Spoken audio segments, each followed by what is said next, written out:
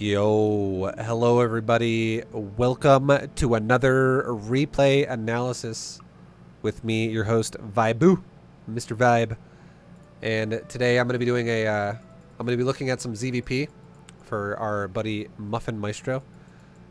And in this game in particular, we're going to be looking at how to deal with all-ins, and we're going to be looking at another one after this, more specifically focused on ZvP mid to late game. Anyways, Muffin's probably going to be joining me in a call here some random time. I don't know. He's currently taking a dump. He's going to be back at his computer in just a second. And we'll see some Muffin. And there he is. I just heard the sticker. What's up, dude? Hey, man. How are you, dude? Pretty good. How you doing? Yeah. Looks like I had a great stream today. The stream was really good today. Yeah. Stream was ballin' today. All right, dude. That's crazy. Dude, today's nuts, but we need to focus on your gameplay and make that nuts. Yeah, sure. I'm loading up the replay as well. I'm not going to sync it up too much. I'm just trying to follow you. Okay. So I can watch. Currently, I'm watching stream as well. Okay. Currently, I'm at 50 seconds, and yeah. So far, everything you've done is fine. You're taking a 16 hatch. Oh wait, was that a 17 hatch? I think it's a 16 inch. I'm not sure. Okay, so it actually here's the thing. It was a 16 hatch, but it was just a tad bit late because as soon as you built it, you had enough money to make another drone, which is what you did. Just whenever you make a hatchery, just always make sure you send it down to like 180 if you want to do it perfectly. Every second counts from getting pylon blocked. Those pylon blocks suck. Yeah, true. So, just quick, this game, if I remember this correctly, I think I actually did a few things correctly here. I tried to defend this, but I fucked up somehow. And I was just like, what the fuck? I have no idea what I'm doing wrong here, so I need someone to tell me Okay. how to react to this. Sure. Sounds good. All right, I got a question for you, though. Go. And that question is, I went back to 21 seconds, and now I'm going kind of quickly here. Okay. You're 21? Yeah. Like now I'm at like 34. Yep. But my point is your overlord. You might not have been paying attention, and maybe you were distracted or something. But you don't need to scout your main base the way you did with your drone. Only because if you position your overlord properly, you should never be blind to the front of your ramp ever. Because by the time your first overlord leaves, like there's no way a probe could already be hiding in your base at this point because it's too early. Even if he sent one of his first 12. Your overlord would have caught wind of where it was, because the only way you could do that is if you went right across the map, and it would be in your first overlord's vision. If he did that, he couldn't like run around the map and do that. Anyways, my point is your second overlord sees it the whole time. The ramp, it's not like it hasn't been like unscouted at all. But you scout around the main right about now at 125 or so, and you scout around the main. So like something like this, it's not the biggest of deals, but it's just like a waste of your time. Yeah, it's just gonna distract you. It's gonna obviously take a little bit of your minerals away, but you had 16 at least when you did it on the mineral line. But yeah, it's just a waste of time though. Yeah. I think like I'm not able to play as much as I want these days. It's too much going on at work. So I'm very distracted just trying to make every drone mine from the closest patches and all those kind of things. Sure. Okay, that makes sense. Yeah, and I didn't see a drone. I mean a probe around my naturals. I was like, this guy is doing something suspicious. Yeah, okay. So that's why I scattered it. That's fine. So just didn't pay enough attention. All right, now I'm gonna go to 230, and 230 is right before you see the zealots. As soon as you see, actually, I'm going to go back even further. As soon as you see around 208, when your overlord gets to his base and you see no natural, this is that moment in time where if you're going to stay gasless, especially, if we're talking diamond level here, you should immediately make like one spine maybe in your, make some zerglings immediately and make a spine in like your main base. It doesn't have to be like mass spines.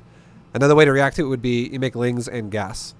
And you're gonna get speed pretty quick, because this already tells me if it doesn't have a natural, This Protoss is already one basing you.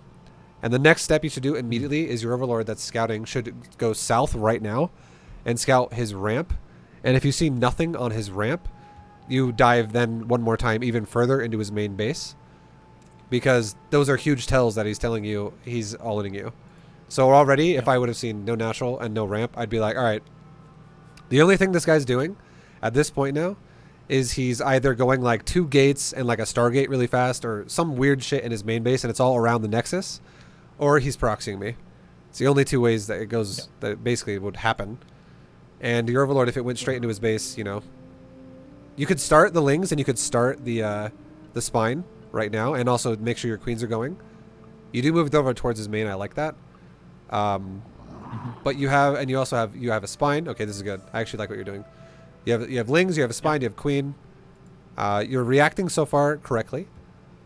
Now I think I spotted the missing natural like 10 seconds later than I should, maybe. Yeah, so the Spine should probably be finished. Yeah, it will. Yeah, like right now, if we were actually going to say like 10 seconds, it would be at 25 out of 36, which would be kind of nice. But right now, and also the other thing too is I think you should have made it in your main base, because if you build it in your natural, you could just rotate it to your natural. But if you build it in the natural, there's a good chance if he runs a Zealot directly at it, he can kill it. If this Protoss is smart and he goes for it, he will always kill it. But what you should do right now, this is what's up? No, I'm sorry. Go ahead. You go. Yeah. I was just going to say that I think this is the key things that I need to learn, like where to build the spines and how to properly react. Okay, yeah. When I get rushed like this, because I feel like my spines almost always get focused down, or I'm like not able to deal with the rush without losing way too much eco or bases and stuff. So I was just going to say that I think what you said is the right thing to focus on. Yeah. I mean, not focus, but I need to know these kind of things. Yeah. Okay. All right. So Spine in the main would be good, and then if as soon as you regain control of your area of your natural, you can rotate it, and as soon as you've confirmed it's a Zealot all-in, I would say right now would be the next time. Now you should also be like, all right, let's send my drones back to the main, and let's take like 2 more drones off my main and reinforce that 1 spine into now 3 spines. Because you've confirmed now it's just a fucking Zealot all-in. Yeah, but you would build every spine in the main, yep. Right? Like all like right next to each other. Doesn't have to be behind the mineral line. It could be like near the mineral line. If you see that it's a proxy 4 gate for sure, and you've scouted it with an Overlord or something, yes, behind the mineral line always. But if you're like, oh, he just doesn't have a natural, and you made the 1 spine because you're not sure what's happening, building the spine like kind of where your Queen is in your main base, like just under the hatchery or to the left of that a little bit near the gas, that's also fine. Doesn't matter, because what's going to happen if he hides Zealots like this and he stockpiles them up, he's most likely going to kill your natural or try to. That's what's going to happen. Yep. I very highly doubt he's just going to run straight into your main base, especially if there's like a Queen at the natural and stuff like that. So from right now, I'm paused at 2:44 just for reference. Yeah, I'm gonna say. What do you think? I'm going to tell you afterwards, by the way, but I just want you to give me some ideas here for what you think. Yeah, nice. What do you think you should be doing right this second? Right now, yeah, I think I should pull the drones to the main and build a couple more spines in the main and pull the Lings and my Queen up to the main to gather all my forces in the main and defend there. Just sack the natural and keep the 3rd.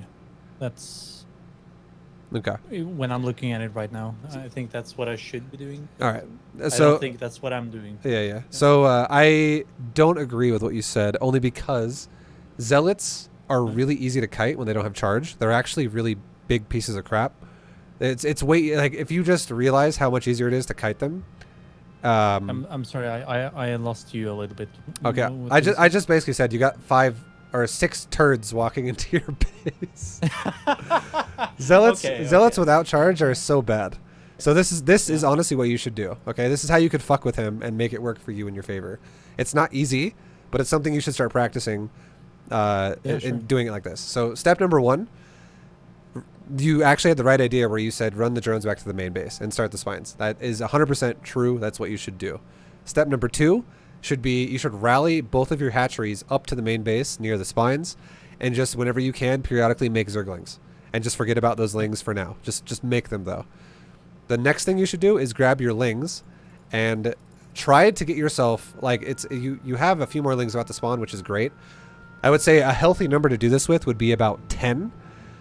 Try to grab like 10 lings and literally run past the zealots. Just run around them. Yeah. And what you do with that is you run to the gateway. Because if we look at everyone's vision right now, you're going to start seeing zealots that are staggered. The zealots in a clump always come in an initial clump like this.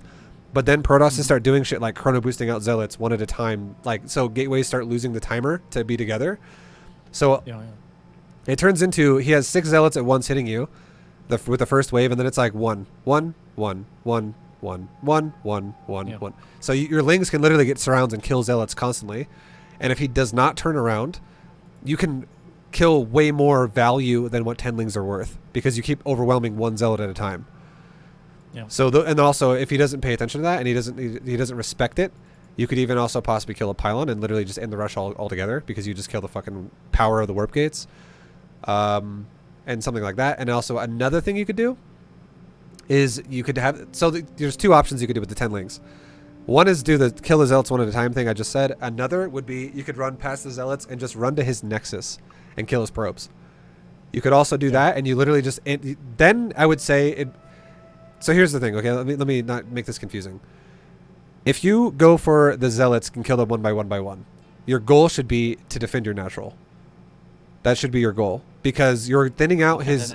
Yeah. If you're going to kill his zealots, you should then defend the natural, because you're putting the game in a situation where it's going to last longer, but you're thinning out his reinforcements. However, if you don't go for the zealots and you go for his main base with probes, you should then sack the natural, because you're not going to thin out reinforcements, and it's going to be way too many fucking zealots for you to handle if you try and defend the natural, and you will lose everything. Does that make sense? Yeah. Yeah, sure. Okay. So those would be your 2 options. What's up? I think maybe the reason I'm not hearing you that well is that you have a Discord mic that's far away and it's cutting off. Here, I'm gonna. Every time you take a break. Okay, I'll do this. You could probably hear me really well now, like non-stop, I bet, because I turned the sensitivity way the fuck up. Yeah, it's a little bit better. Here, I'm gonna check the server. I'll check the server. Yeah. Here, this is also why. You're up, right? Yeah. Yeah. Okay, can you hear me now? Well, it's very low, but a bit more consistent, maybe. Here, I'll do this. Okay, now I'm talking. Stop using your webcam mic. Yeah, can you hear me now? I just turned the server to Western Europe for our connection. Okay. Sound better? I don't know. Yeah, I think so. Yeah. Okay, so we're on the European connection now. Yeah. Okay. That's nice. Okay, but I have one more question. Sure.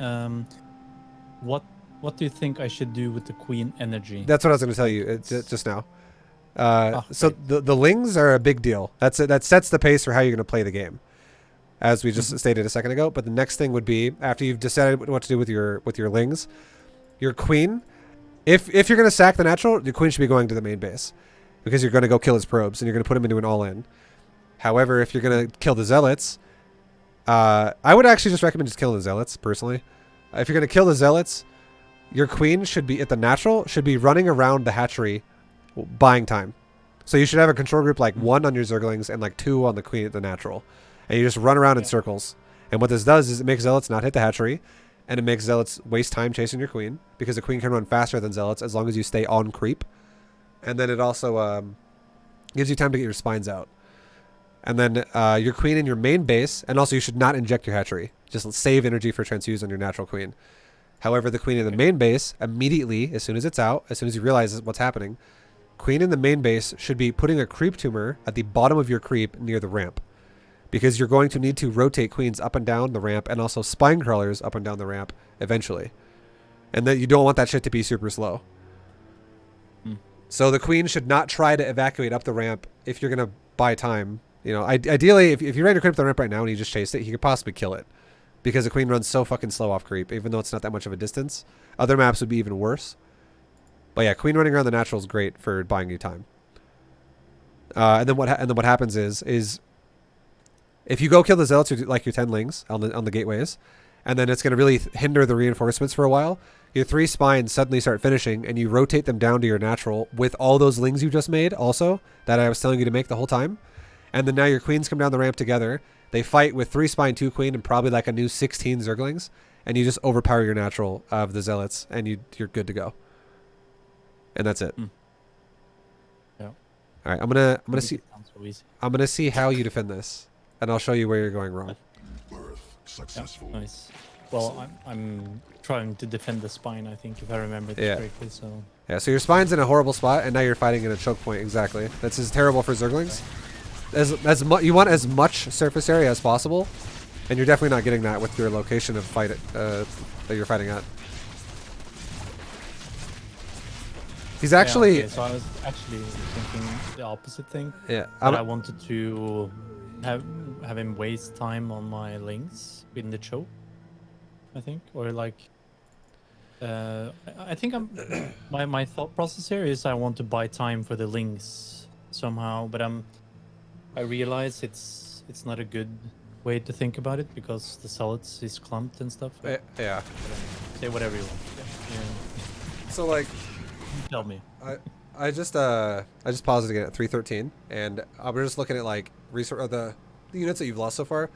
So far, you've lost 14 lings and a spine, and the Protoss has only lost 4 zealots, and overall that means you've lost a bit more. You've lost 500. He's only lost 400. So that's been a good trade for Protoss. But the thing that's really scary is the Protoss player has like. Okay, here's a better way to say this.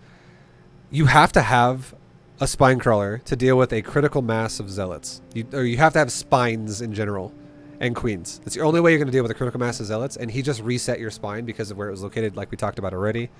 So this situation now is really scary for you, and the only way you're going to be able to beat this is if you can from this point on, is going to be if you can somehow fight him in isolation.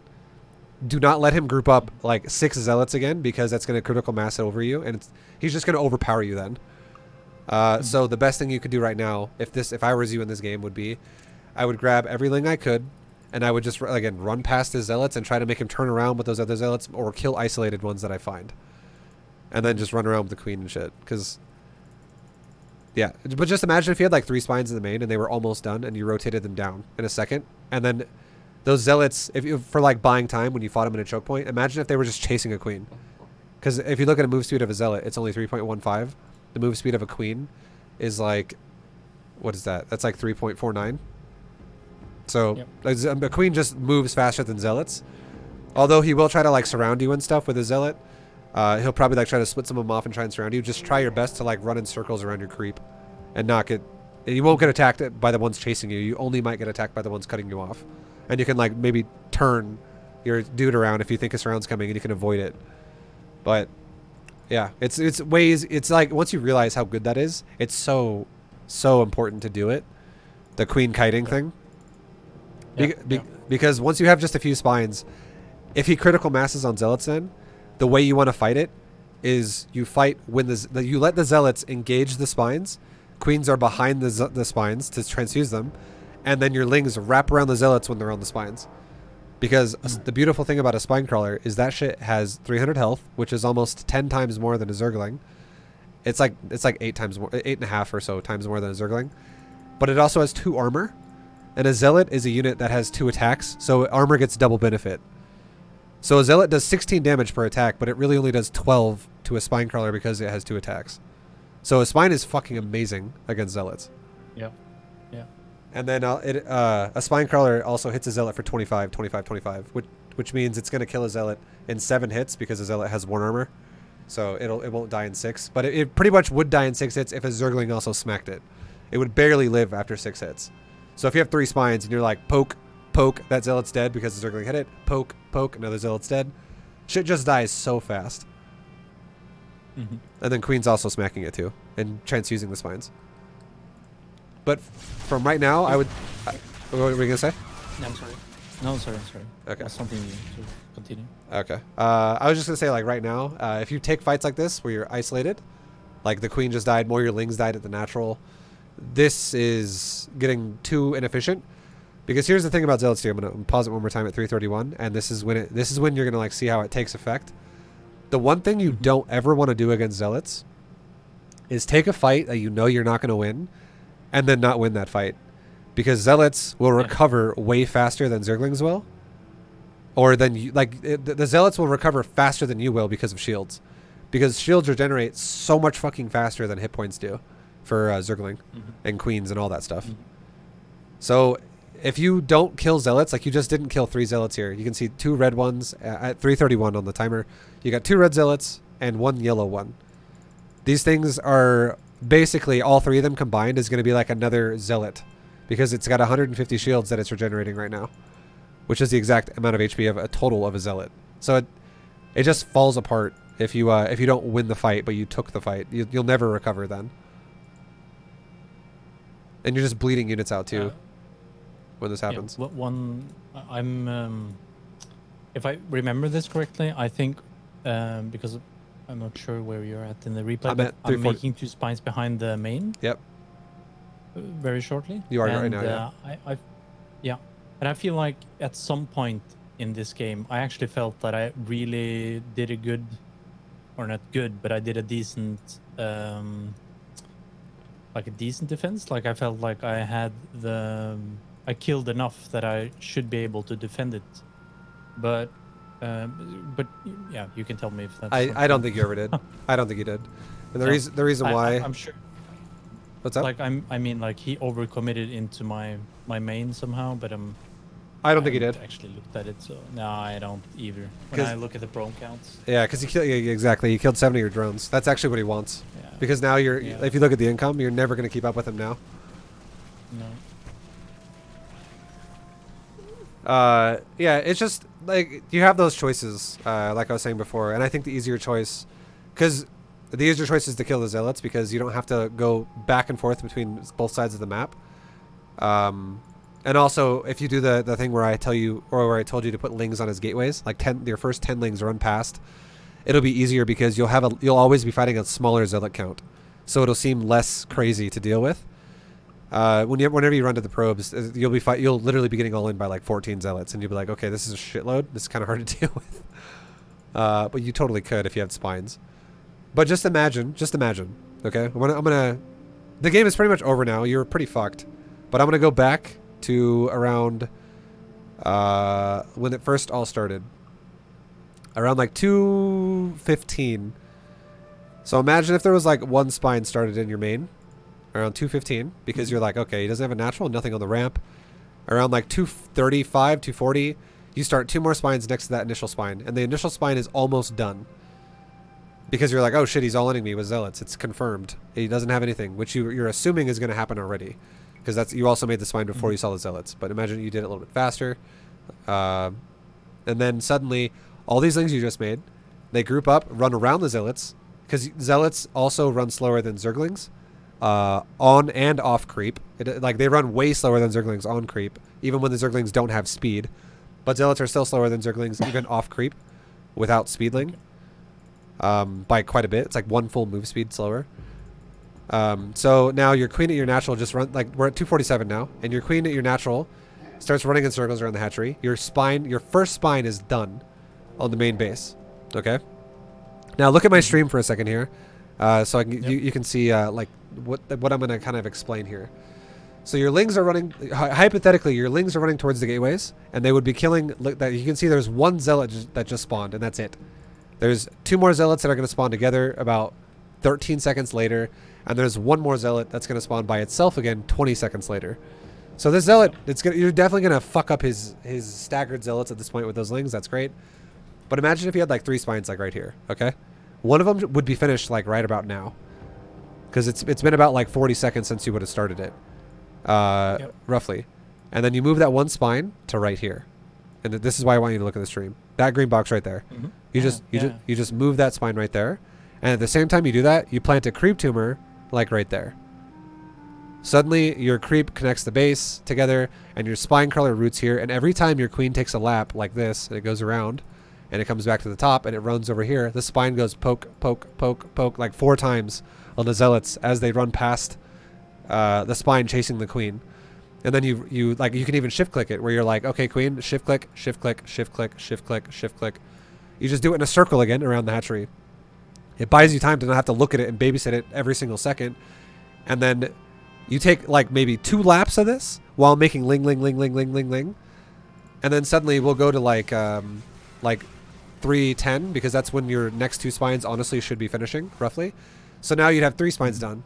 You could take 2 more spines right here, leave the one on the cliff, but take like 2 more spines right now and root one like right here and one like right there.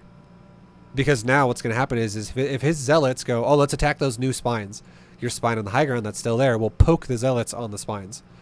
It'll still help.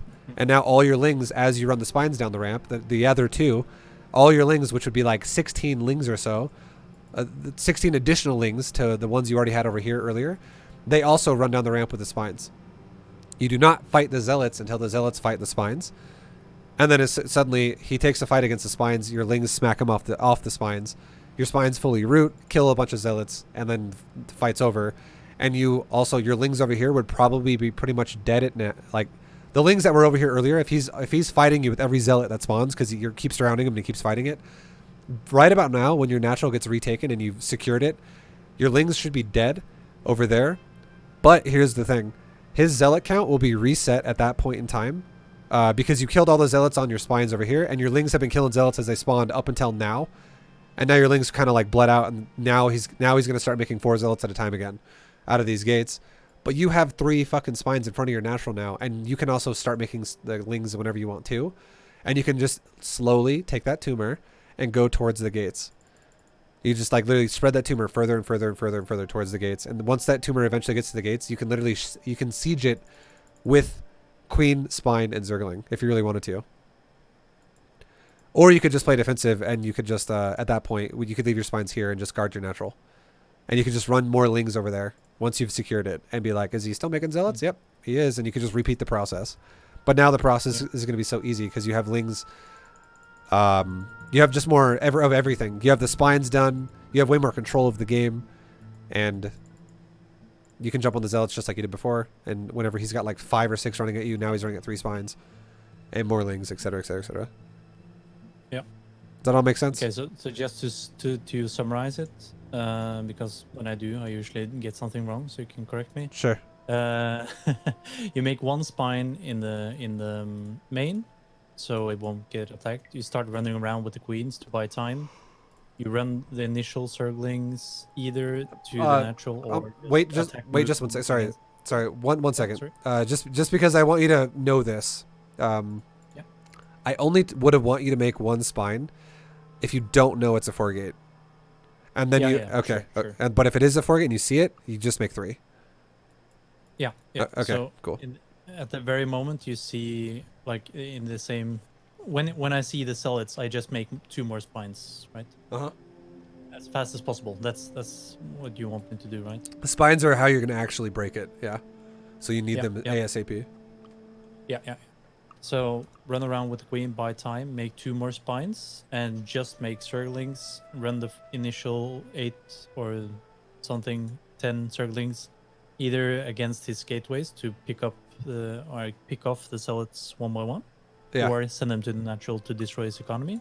Yeah, and then just buy time for the spines, make a creep tumor, and defend the natural. I would say for now, just don't cancel the 3rd. What? No, you don't have to cancel the 3rd. You can keep it. You can keep it. It's extra larva because you're not injecting either, so the larva's kind of nice. That too. That's actually quite important piece, I guess. Okay.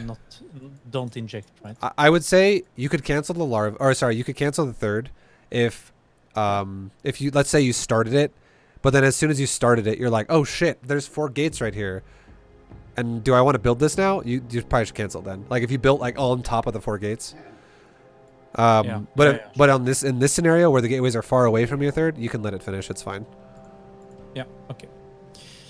Yeah, I just like to have like some rules like that, like some main, like a frame of reference. No, that's not how you say it in English, but you know I know what you mean. Like, I know what you mean. Like a main plan, and then just Yeah, Okay, it's almost like it's like a computer, like if statements, where it's like if for gate located here, sure. I do that. If this happens, do that. It's just Yeah, responses. Thanks. I think that's all we can get from this replay, really. So. Yeah, yeah. Because well, you're there's something else, ever since you broke into your drone line, you're just so dead. Like you'll never recover at that point. And No. here's the thing, don't go for the drones. Or sorry, don't go for the probes with your lings. When I do the run by thing, don't do that against the probes. Always go for the gateways, until you until you get really comfortable with it, and you're like, you know what, I feel like trying that now. But you have to keep in mind that's like a base trade. That's like going to be he's all in, and you need to hold that while making him all in because you kill his probes. So guarding the natural is really greedy in that situation. If you go for that, you could do it, but it's harder. Yeah, I see. Because you can. It's because he's gonna have more zealots faster because you're not killing them as they spawn. Yeah. Alright, I'm gonna open up the second replay.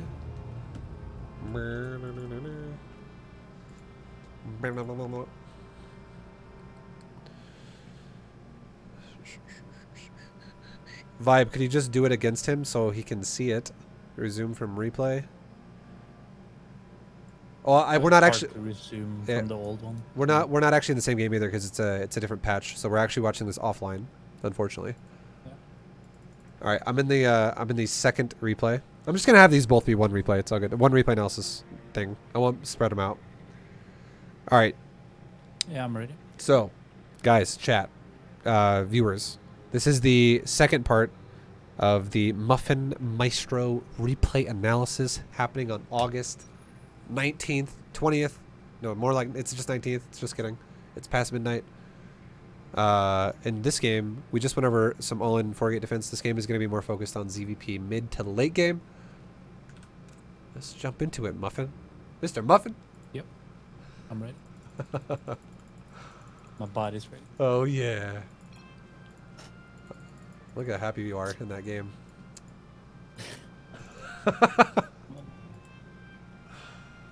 All right, so let's see this. I do like that you're making an effort though to stack close patches. That's really good.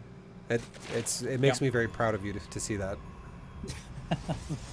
You know, you need stuff to practice, you know. So yeah. I take one thing at a time, and this is what I'm focusing on this summer, I guess. Yeah. Sounds kind of depressing when I'm saying it like that. No, it's all good. Well, you don't play I full get to time, like you said. 2 hours a week, so Yeah. yeah. All right. So far, build's perfect. Build's fine. I have it on ×2 just to keep things going quickly. Yeah. I got the stream, so it's not going. Okay.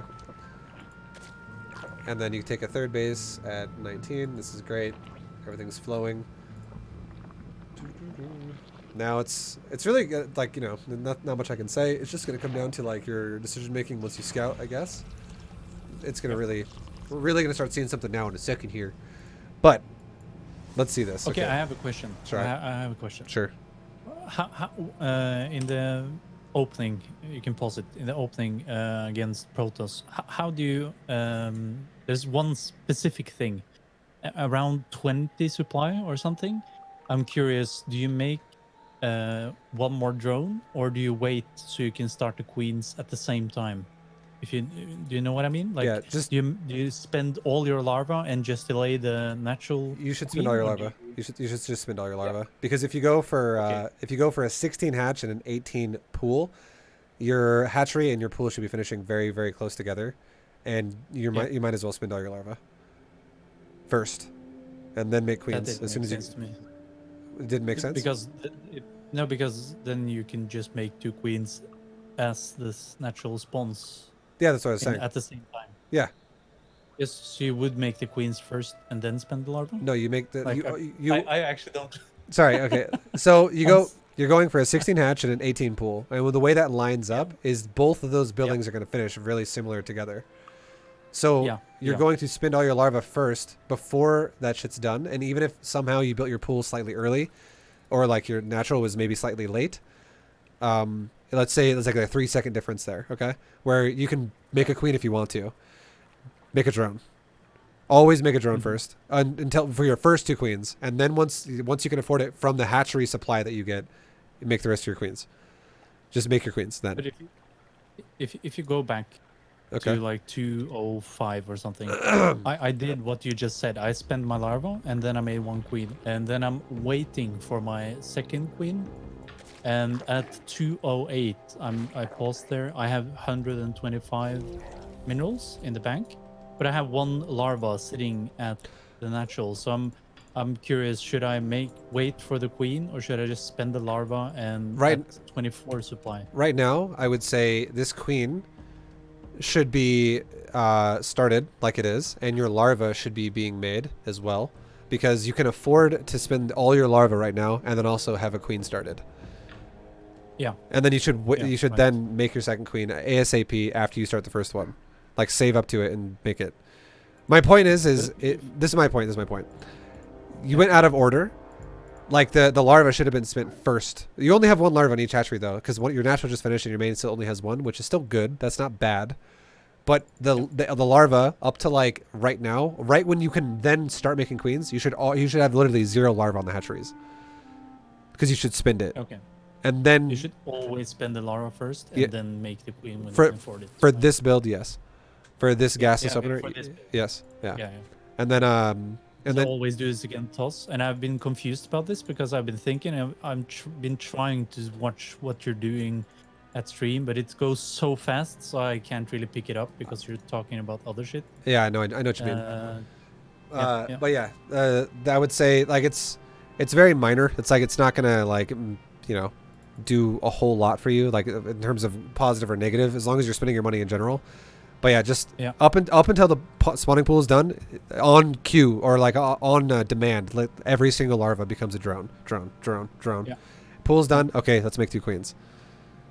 And the overlord, do you make it at 19 so it No, spawns? you make your overlord. Or sorry, yes, that's fine. 19 is fine. Yeah, and the next overlord, when do you make that? You don't make your Like next 20 overlord until quite a bit later. 28. Your next overlord would be made like what you would do is you would make all your larvae into drones, and then you make 2 queens, and then the next 100 minerals you have, you can make an overlord then, and then go back into drones. So queens take priority before the overlord.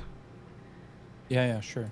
But you would make 1 queen now and then an overlord and then Yeah. So Go. I'm at 212, and your build looks totally fine to me.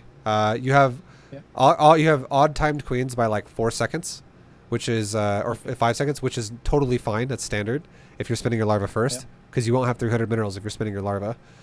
And then now at around 25 supply, you should be making an overlord, and then go back into droning. Yeah. Okay.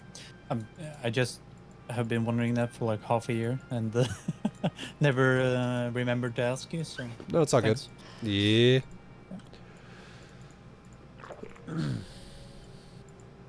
I really like these kinds of details. Like it makes a big difference in the long run, and Yeah. I like to practice doing it correctly from the start. Like, Yeah. It's I don't really care about losing games. I just want to get better. You know. for sure, Muffin. I get where you're coming from, man. It's like a system. It's a routine. But here's the thing, okay? Here's the problem now. You double tumored. And that is, I think, incorrect because your opponent is playing standard. I think 1 tumor here would be fine. The only time you should ever double tumor is if your opponent is all-inning you. Like last game, I would have actually been like, yeah, this is okay. Double tumor against the Zealots. Obviously, you wouldn't have done that because the Zealots were walking into your natural before your queen was done. Like, your queen was like just finishing as the Zealots were like showing up, more or less. The queen was not out for very long. But in general, if you think your opponent's going to be all in, double tumor is totally fine. Yeah.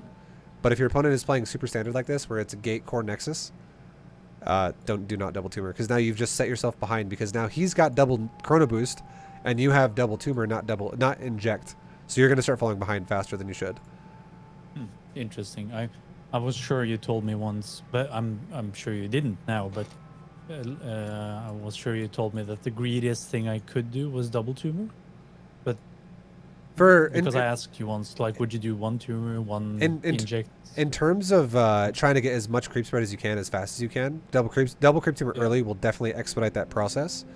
But double Yeah, creep, sure. double creep tumor will definitely fuck you, in terms of larva and efficiency of your supply, because now you're just basically missing out on 3 extra supply really early, and and those are basically going to be 3 drones, and every drone is so more impactful than the next, because obviously, like, the more drones you have, each individual drone is less of a percent of that economy. So it's pretty important to have at least one inject if your opponent's playing standard like this. The thing I was saying, this might have been what we were talking about when I was talking about, like, double inject is very greedy, and if you play against someone who is very aggressive, you can get fucked for that, because it counters you. Aggression counters greed. If you play against someone who is like doing what he does, where it's middle ground, it's just the middle, and you go double inject, it is very greedy to do that again, but you don't necessarily die for that. It's just going to make it harder to deal with harassment, and you'll have less vision for, like, an adept or something. If you play against someone who is, so if you go, basically a double inject is very greedy for Zerg, and you get fucked by aggressive builds. Inject plus 1 tumor, so 1 of each, is standard for Zerg. That's safe. That's middle ground. That is really good. Middle ground builds do good. Jesus, I can't talk. Sorry. Middle ground builds do good against everything. They're not the best. They're not the worst. They're just good against everything. They're versatile.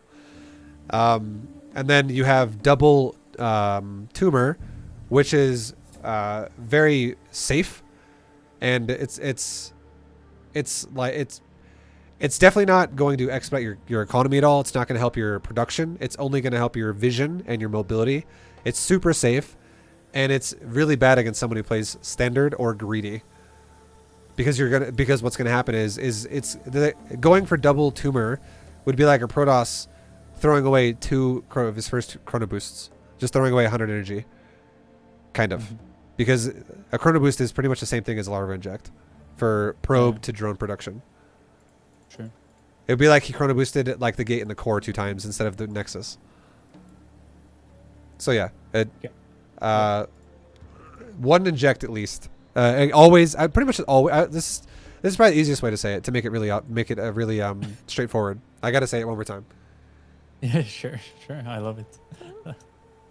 Don't ever a double inject. Just throw that shit off the table. It's not ever gonna happen. Okay. Always 1 inject, 1 tumor. If your opponent does anything that looks standard or greedy, and if your opponent is doing something where their natural is just MIA, you can double tumor then, and that's it. Dump it down. It's better. So it makes sense, because if your opponent doesn't have a natural, it's most likely they're going to do something aggressive. And if they do have a natural, or if it doesn't matter how greedy or not they're being, if they've expanded, you should at least inject once. But double inject, don't ever do that. Just literally, it's either 1 tumor, 1 inject, or double tumor versus an all-in. Yep.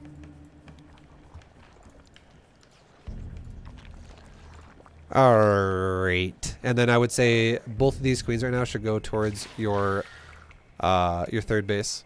And then one of your queens can inject it, and one of your queens can creep it towards the front.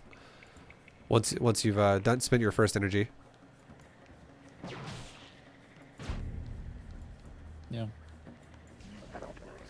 Because the idea is, as well as, your lings will cover your natural. Like, you can actually leave your creep spread queen a little bit longer, maybe until it has like 18 energy or something at your natural. It'll buy some more time for that next queen to spawn. But if an adept shows up, your lings can zone it out too, into your natural mineral line. And then the big thing is getting creep going quickly at your 3rd base, because you get it going every direction outside of your base as fast as possible. See, like right now, you're I'm pausing it again at 350. Right now, you're if we're gonna talk about playing perfectly, you've just thrown down another tumor at your natural, basically, to go out your natural ramp, and you're having the tumor go from your natural towards your 3rd.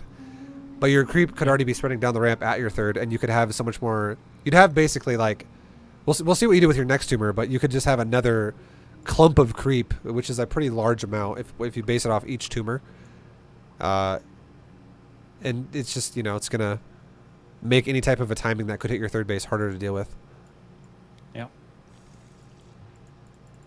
So I think the golden rule of creep is number 1, get a tumor down initially. That's going to connect your bases. And number 2, spread creep as fast as possible, every direction outside of your expansions towards the middle of the map. So tumor 1 in your main is fine. Tumor 2 going from a natural to your third is fine. Tumor 3 should be at your third going outwards. Or tumor 1 and 2 could be going from natural and third outwards, and then tumor 3 could be connecting your bases. All those are fine, but yeah, getting your creep at your third is super important. So, to talk a little bit more about this game, I think because I scouted the Twilight very late, Yeah. I feel like, Yeah. and I got the gas at 3:30. So I immediately started the gas when I saw the Twilight. But 3:30, is that a bit too late for Twilight? I'm actually going back and I'm going to look at it again, and yes, it is. Yeah, I was thinking that, and I was like, oh shit. And also I didn't start my lair on time because I was starting to freak myself out like an idiot. Yeah. So you scouted. I just went back and looked at it again. You scouted the Twilight at like 3:45 because your Ling saw it, and it was already done, which is even scarier. If you ever see something like this, I would say starting a Roach Warren. You started the Roach Warren at 3:30, which is good. I like that. But starting your gas now, that's definitely late. This gas would be perfect for like a Stargate.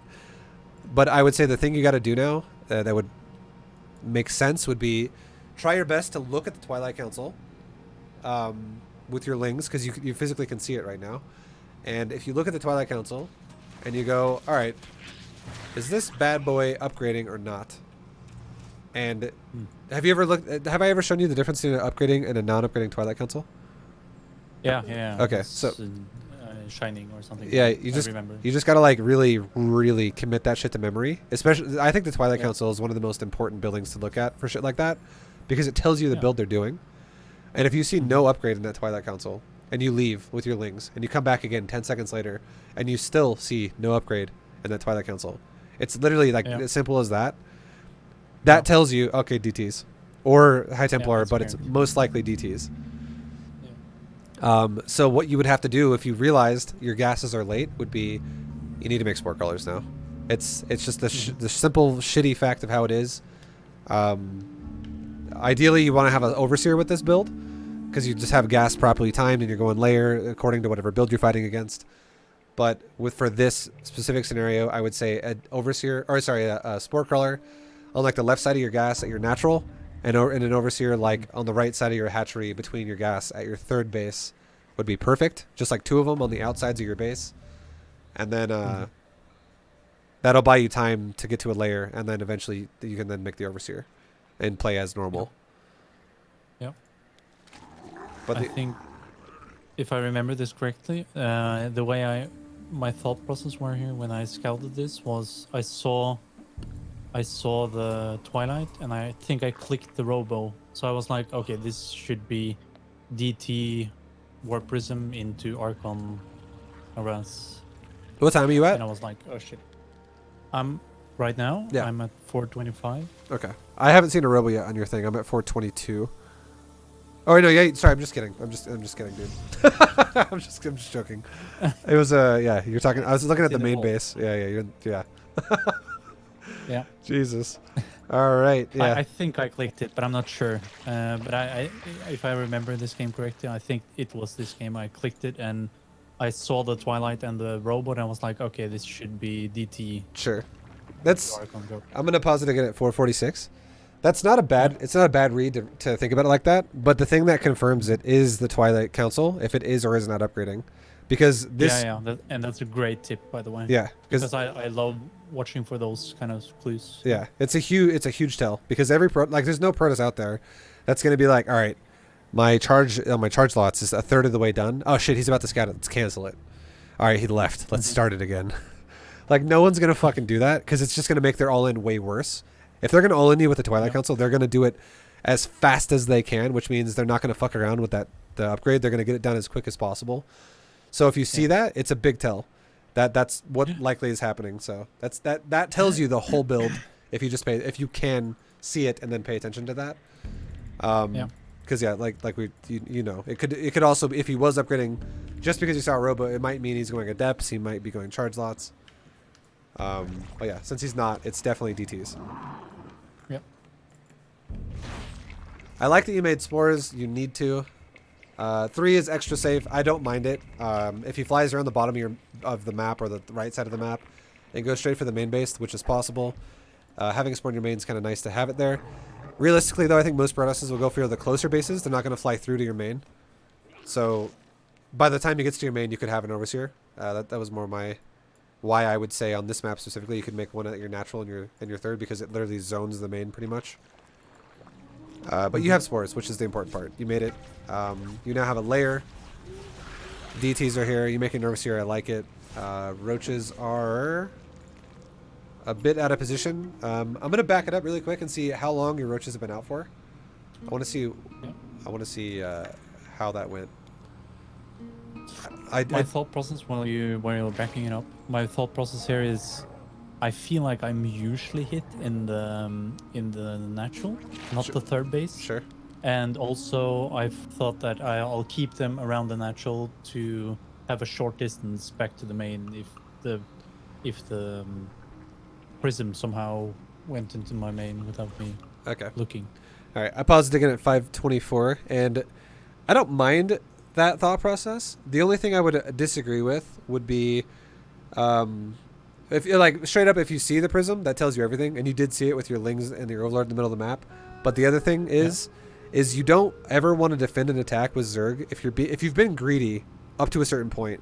Like you're riding that thin line where you've droned out as much as you could, and now you're like, okay, now I'm shifting gears to go into units to defend this.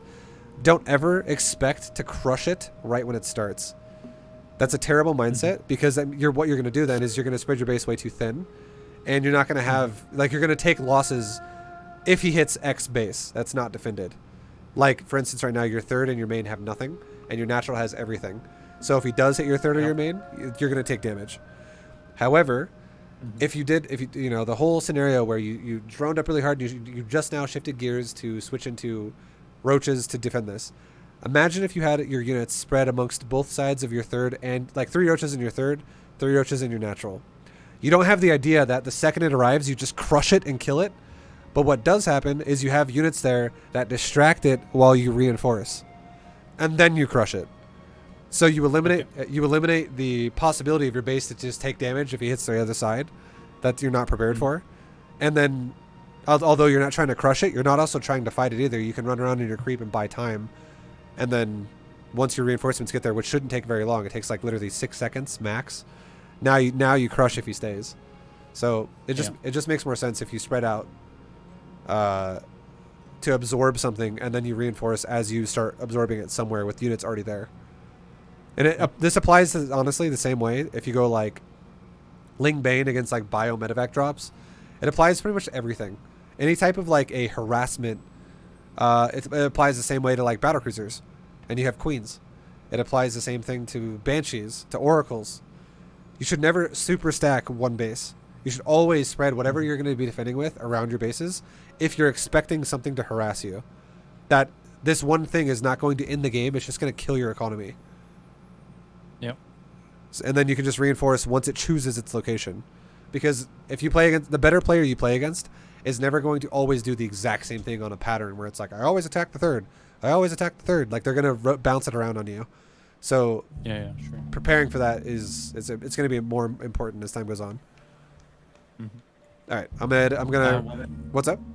Go ahead. One more question, just because you're at 524, right? Yeah. So right now I have 6 roaches in my natural, right? Yeah. And I'm making 5 more. Is this too much? Do No. you think I should? Because I've at this moment in the game, I feel like I know it's DTs. Yep. I'm pretty sure. So should 6 be enough? No. With 4. It's 6 is not enough. No? I think 10 is good, and 11 is totally fine. 11's barely different than 10. It's not really going to be noticeable that much. But around 10 is great, because if this guy shows up with DTs and he's like, "Oh, you're prepared." Let's just say you had roaches here, and he was like, "No, fuck that. Nope, I'm good." He leaves. He goes into Fog of War. He makes Archons. He comes back. 6 roaches is going to make you take damage. You're going to lose a queen here and there. You're going to lose an overlord. You might lose drones. You're going to make more units anyways.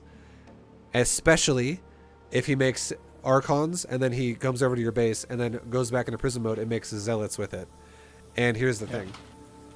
We're at 5 minutes and 24 seconds, and you see, well, if your Overlord was closer, or a Zergling was there, which I think you're sending a Zergling now, you would see a third base, and you already know that it is an Archon drop.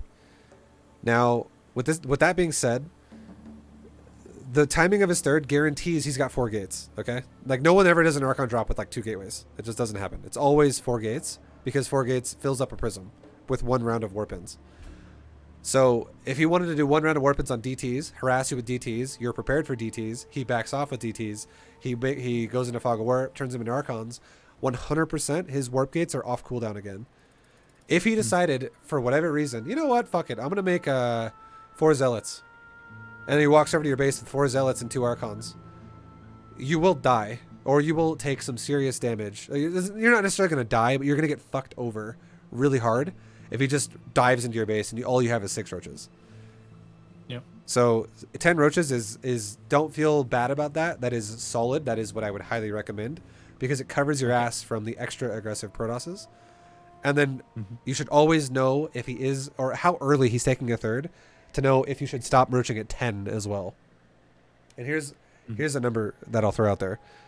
If your opponent has not taken a third by 520, you should actually roach up to like 20 roaches. Yep. Because you are going to take some been serious... speaking about this. Yeah. Like, it means that he could very likely have like 8 gateways. And... We've been talking about that before, yeah. Yeah. So I have written down all those... okay. It's super important. Different timings. Yeah. So I'm sending the Zerglings, as you see in the middle of the map. But, Yeah. I have one more question. Sure. Right now I'm at 49 drones against 45 probes. So I actually feel like I'm almost behind right now. I agree with you. What's your assessment? I think it's because you went for a double creep tumor first. okay. Yeah, It makes a big difference. Perfect. Yeah, perfect analysis. Um, okay. And then, you know, it might also be like if you, let's just say hypothetically your third finishes and you don't have a queen injecting, or something. Like if you misinjects here and there a little bit, that will also make a little bit of a difference. But the earlier in the game it is, if you misinjects, the more impactful it is. And yeah, double tumoring that shit instead of injecting is huge. Yeah. Okay. Yeah, I have a misconception that, yeah, as I said earlier, Yeah. double creep tumor was the greedy way to go. So, but I'll just go for the standard 1 creep and inject. Yeah. Would you inject the natural? So if I was playing against someone who's playing standard, like this guy, I would say, or just in general, I would say creep tuming your natural is more powerful than creep tuming your main first, because it allows you to have an easier time defending the initial adept harass. Yeah. Creep tuming your main first it's nice because you just get it going early and you don't have to worry about it later, but it honestly is not a bigger priority than your natural. Like you should always do the natural first. Yeah. I think because my thought process here was that making the drones from the inject would be quicker from the drones do not get benefit from creep. That's the only unit that Zerg has that do not gain move speed on creep. No, I meant the inject at the natural sorry. would make 3 drones closer to the natural. Oh, okay, yeah, I got you. No, it doesn't matter. You should inject you should creep tumor the natural first for always. Yeah. Let's just dump it down. Like I realize there's situations where I should do the different, but yeah, I don't have enough games to really. No, I understand. Yeah, really tumoring natural always, because even if you lose 1 drone, losing 1 drone is worse than having 3 drones and from an inject have to rotate to the natural. Yep. So that's at all costs you want to keep every drone alive. Yep.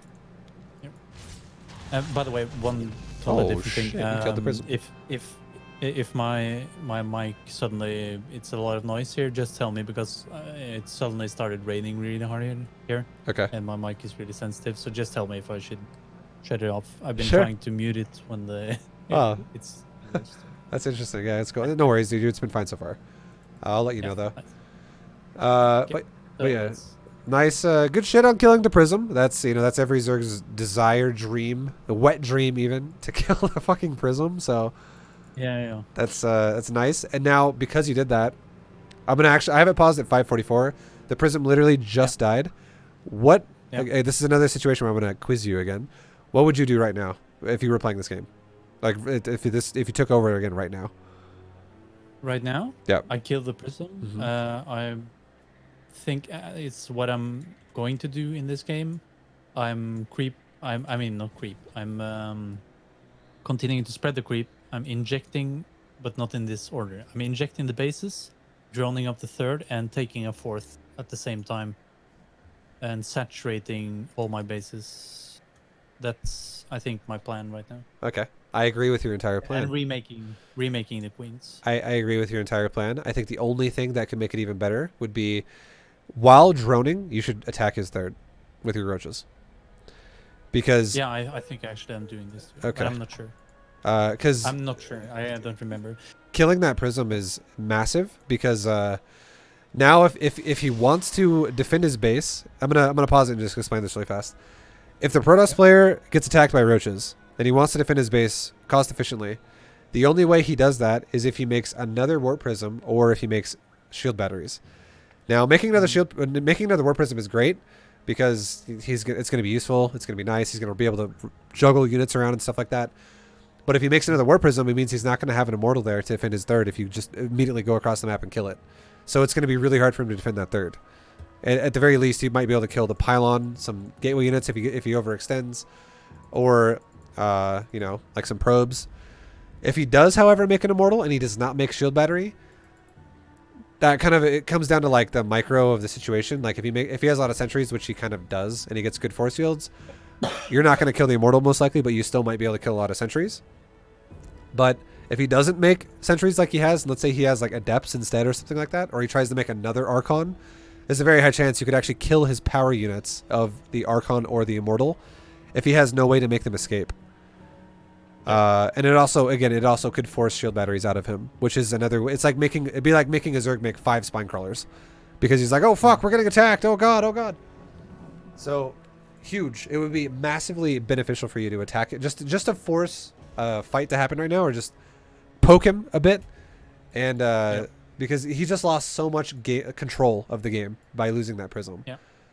I don't think I attacked really when It's okay. I see this now, because I think I should have done already if I. Yeah, but I do think while attacking, you should have zero concern about getting counterattacked because the prism's dead. That's his offensive warp in.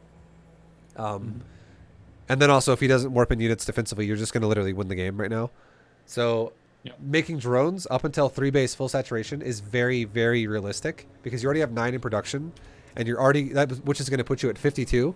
Which means you got to make 14 more and you're fully saturated, which is basically going to be like another inject with a couple more automated larva spawns. You could very easily saturate your bases within the next like 40 seconds. Fully saturate. So, and in 40 seconds of the roach attack would be also realistic. And then as soon as you fully saturate, then you shift gears once again back into roaches. So everything you said plus what I just said with the roach attack is perfect. That's how you 100% you should handle this game if you pop the prism like that, like really early. Yeah. Sweet, because I actually surprisingly get the prism surprisingly amount of times, because of course it's a lower league, and what I usually do is I pull all my queens. I just like go around all the bases, pull my queens, and just have them on a separate hotkey, and I try to deal with the units with my roaches and just A click the prism with my queens and just let them do their thing. I'm actually going to watch you do that right now, and I'm going to tell you something else that may actually be a big concern. Yeah, great. Because I was going to ask you about that earlier, like that situation, what I should do, but I was like, we're spending so much time on this, so yeah. Let's move on. So you are grabbing your queens right now, and look at your natural. You didn't inject it before you left, and your queen has basically 2 injects. I'm at 524, by the way. Your queen almost has enough energy to inject twice. It's very close. Your queen in your main has enough energy to almost inject twice, but you did inject once, which is at least that's good. But now from 524, you've already missed... if we're talking about perfect injects here, this is 3 injects cumulatively. I'll play it just for a second to make this exactly how it's supposed to be. All right, at 529, you have now missed 3 injects exactly on your queen and your main and your natural, because you've missed a little bit on the timers here and there because you had an extra energy to do that, and now you've ripped them off before they've done it again. So now from 529, we're actually already 4 injects behind, kind of, because you also didn't do the first one. And then from now, you're not going to... You actually kill the prism, which is nice, but you don't actually inject your hatcheries, which I just saw. Like a full minute later, you're still not injecting the hatcheries. Yeah. Which, this is actually not worth it, even if you kill the prism. Okay. Interesting. What you should do... Like, 2 queens killed the prism. Imagine if you had the queen creep spreading, and the queen... nearby the base that's getting attacked. So he's attacked your 3rd. So your 3rd base queen plus creep starting queen are smacking the prism. That's enough. That's fine. Killing the prism is great if it happens, but then you're not missing injects in your main or natural. But what just happened is one of your queens died. I don't know if 2 queens died. I think only 1 queen died, but you only have 2 queens still left. Did you make 4 queens this game, or did you only make 3? 4. Okay, so 2 queens. One died immediately. Okay, so 2 queens have died now, and you don't have new queens being made, and you're also leaving one of your queens out in the creep area. So this is massive. This is gonna slow you down so much. This is actually almost like the guy actually just killed like 12 drones with his DTs. If this goes on for too much longer. Yeah, because I kind of realized watching the replay now that I never remade the queens. Yeah. I feel like my macro, I mean the macro, but like the way I usually do this, I'm not sure, like the habit is that I always just queue up 1 queen per hatchery after this, so I can have the remaining queens be creep queens after they spawn. Sure. But I didn't do that this game, so I should reinforce that. Yeah, I don't mind you pulling your queens off as long as you, if you like make a couple extra ones to do this, as long as your hatchery is never missing injects. As long as it's like, the hatchery is like, an inject is coming on the hatchery and the queen's going to spawn right as it pops off, and then you spawn a new inject on it with the new queen that just spawned, that's fine. But yeah, this is this is like 2.5 minutes of no injects. Yeah, sure. And this is like the reason I'm doing this analysis, by the way, because this is like what really sets me apart from going up to, or hinders me from going to Masters League. Yeah. Like these kind of decisions, because I have a huge lead that I'm just wasting. Yep, with bad macro. I agree with you. Yeah. But to be honest, I felt really good in this game, and I never realized and I know that it's very important. So yeah, it's really, really good. Like just because like you're doing the same build that I'm doing all the time. A lot, other than the Spire. I don't always go Spire this fast, but it's minor. It's not a big deal. But in general, I'm gonna pause it at 8 minutes, and I'm gonna look at your supply. And if you were if you were gonna go for, I'm not at 8 minutes yet. I'm almost there. But if you were gonna go for Roach Hydra on 3 base saturation with like a 4th, with a little bit of saturation on your 4th, at 8 minutes you are at you're at 138 supply. Realistically, at 8 minutes, you could be around like 180 supply or 170 supply. And it's, if you think about it, if you think about how an inject takes about 30 seconds, it takes 20, we'll just round it off. It does take 29. We'll just say 30, okay? Inject takes 30 seconds, and you missed about 2.5 minutes of that on 2 bases. So if you have, that means you're missing 5 injects per base, which is 10 injects total. That's 30 larvae that you've now missed out on, which is 2 supply per larva because you're making roaches or hydras, which is 60 more supply than you have. But let's subtract the fact that you would have maybe 30 at larva, maybe like 6 of that would need to be overlords. So now you have like 24 larvae, which is going to be units, like actual army units, which is 48 supply. And if you added 48 supply to your army, which you could have had that larva if if we weren't missing injects, you could have right now, roughly around what I said, or like 180-ish, maybe even like 190. Yeah. Especially if you go more roach heavy, which is kind of what you are. You have 20 roaches and 1 hydra. You could definitely you could actually max out at 8 minutes off of just pure roaches. Yeah. So you are so much further behind than you should be simply because of the macro. Nice. It's really nice actually to get that perspective. I feel like when you like this game is perhaps one of my best games. Like this is like what should I say? Like it's an average good game for me. Sure. You know what I mean? Yeah, yeah. Yeah.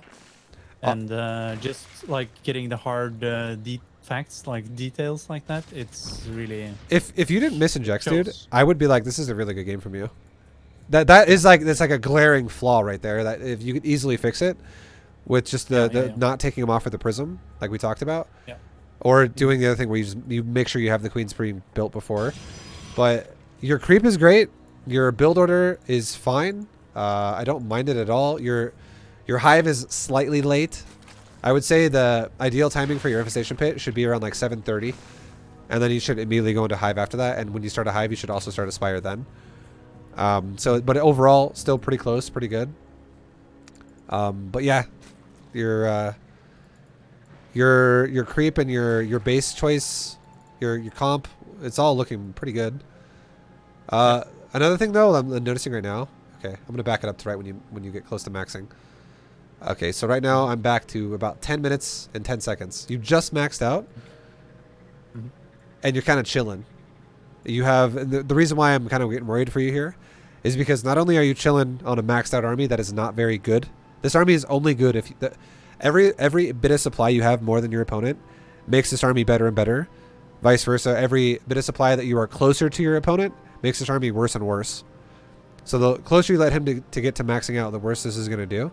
And right now you have zero incentive, or not incentive, but you have zero active scouts on the map. So you don't know where you want to attack.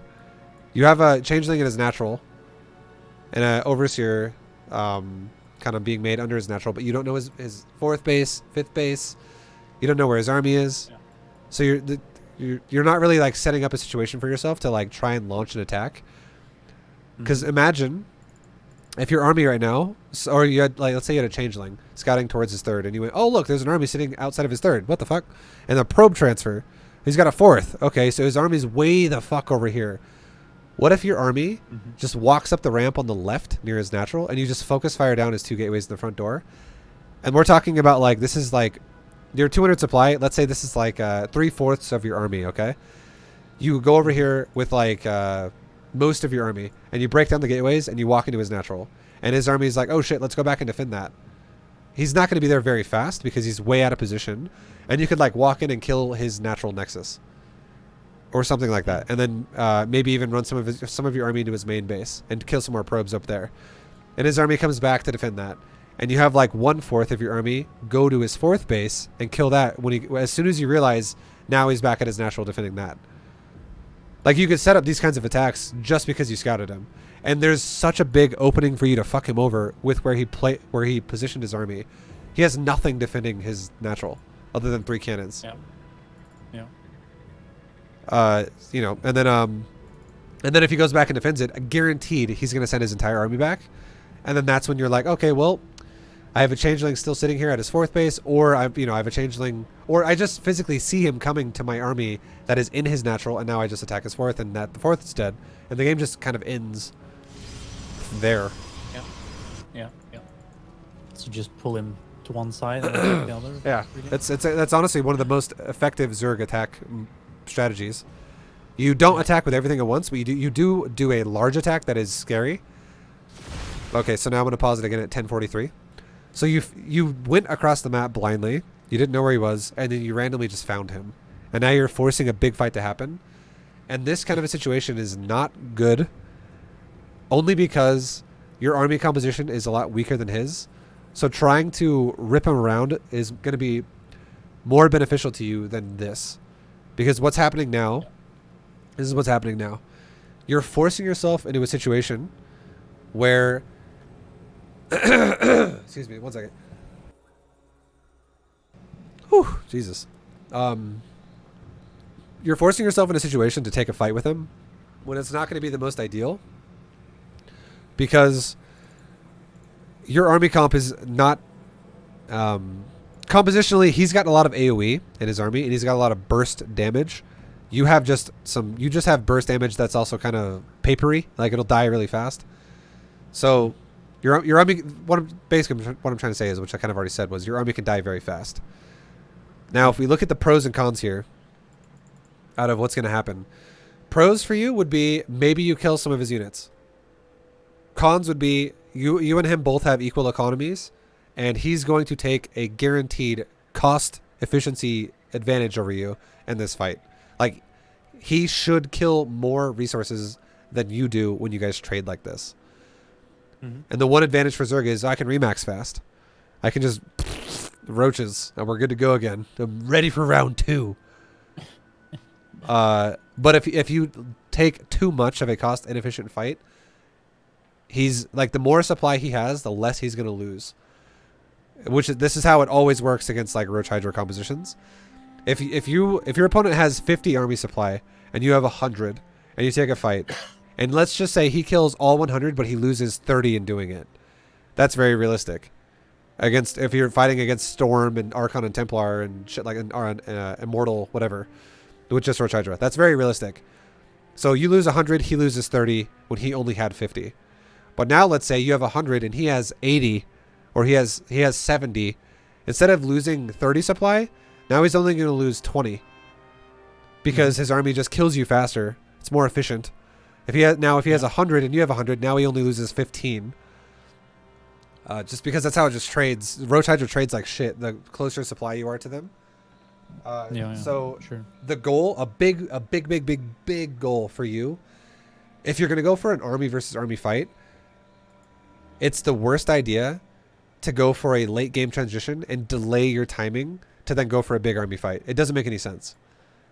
Mm-hmm. So what you're doing is you're setting up for the late game, which I fucking love, by the way. I'm not trying to say it's bad. I love it. But going for a big army fight is taking your army and doing an all-in with it. So you're going for late game, but you're also going for an all-in. It's like you're doing two different things. And when you put those together, it's going to be a weak build. Which is why what I was saying was with the whole, like, 75%, 25%, like attack on the left, attack on the right, scout ahead first to figure that out. That'd be great.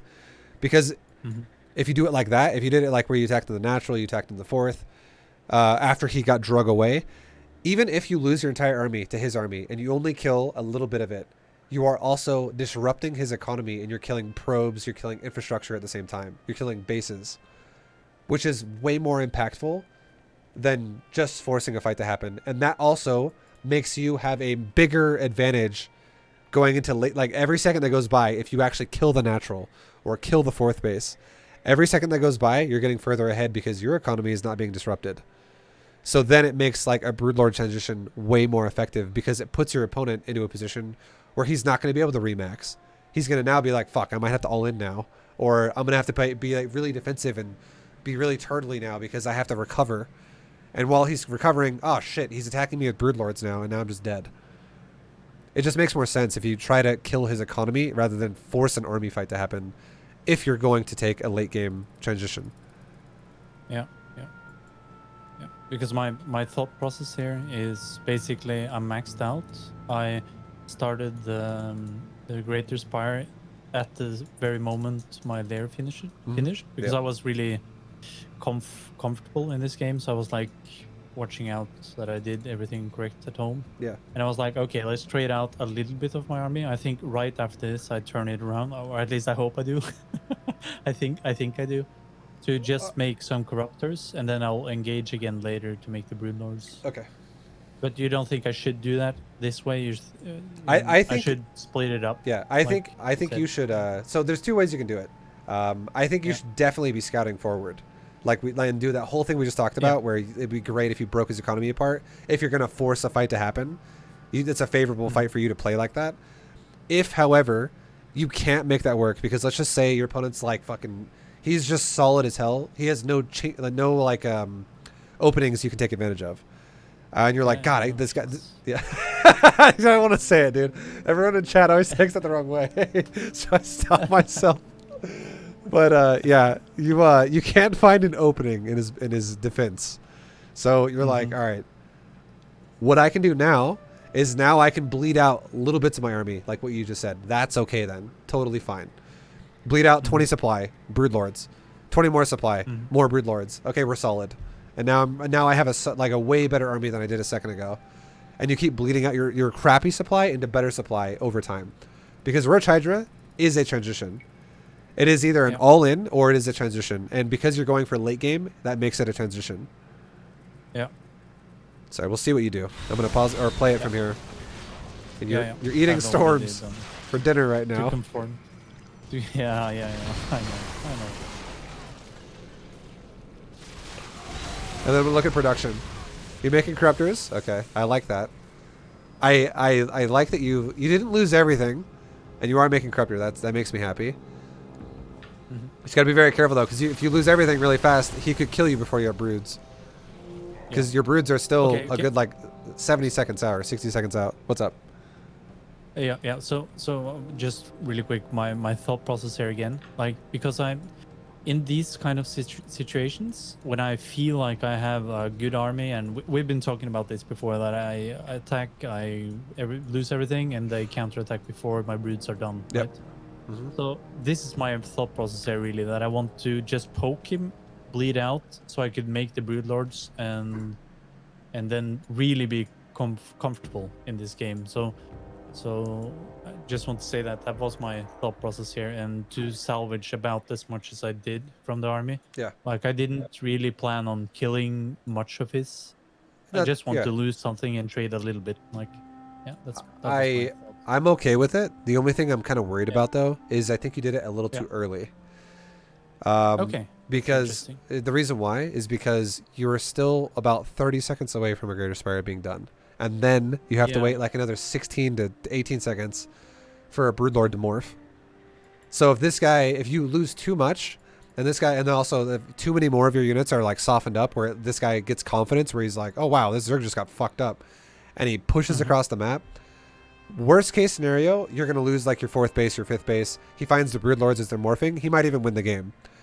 Best case scenario, like best of the worst scenarios here. It's the best case scenario, obviously, is he just sits there. He doesn't do anything. But still a less bad but still bad scenario here is you give him the feeling of control, and he pushes across the map and he wipes out a fuckload of your creep. And then he's like, oh, Broodlords, let's go back home now. But he just killed all your creep. He just killed like 5 minutes of work of creep. That would also suck. Yeah. So that's doing it too early gives you opportunities for your opponent to do that to you. It's kind of scary. But think about it like this too. Think about this as well. So you were just maxed a second ago, and you just made 12 corruptors. So that also means that your supply was just a second ago 24 supply lower than it is now. So you went from max down to 100 and 54. So you lost 46 supply in that trade you just took. Imagine if 46 supply, instead of dying to his army up there, which I understand you want to get rid of it and you want to trade it. Imagine if you just changeling scouted him, like we talked about, and you just sent that exact same amount of supply that you want to get rid of. You just sent it to the base where he's not. You're still going to plan on losing it, but you break other parts of his base open and you do more damage than you just did. It's better to do that than to just run around Storm and just take damage and be like, come on, hit me. Stop trying to hit me and fucking hit me. And then you lose a bunch of supply and you're like, all right, that's good. That's enough. Yeah. Because you really didn't kill anything in that trade other than maybe like a couple zealots. Yeah. I agree. Yeah. It's just like, I really want you to get in the habit of changeling scouting. Because that's really a huge thing. It's very huge. Yeah, like I never see you scout before you attack, and this has been something I've seen in multiple previous replays of yours. Is you never preemptively scout, and that's also fucking scary because if you don't scout before you move out with Broodlords, you're gonna lose so many games because of that too. Because you're gonna move out into a bad position and be like, oh shit, this actually was a mistake. Yeah. Okay. This is really going to be my focus of attention the next couple of months, I guess. 100%. I approve of that. I think it's one of your biggest weaknesses. Yeah, great. The inject thing, if you improve that, your macro is going to be way more solid. You have the ability to be way more solid. Like your creep is looking nice. Your overall game plan is good. The couple of misinjects like we talked about earlier, that's a very easy thing to fix. It's not like, oh my god, it's gonna take you months to figure this out.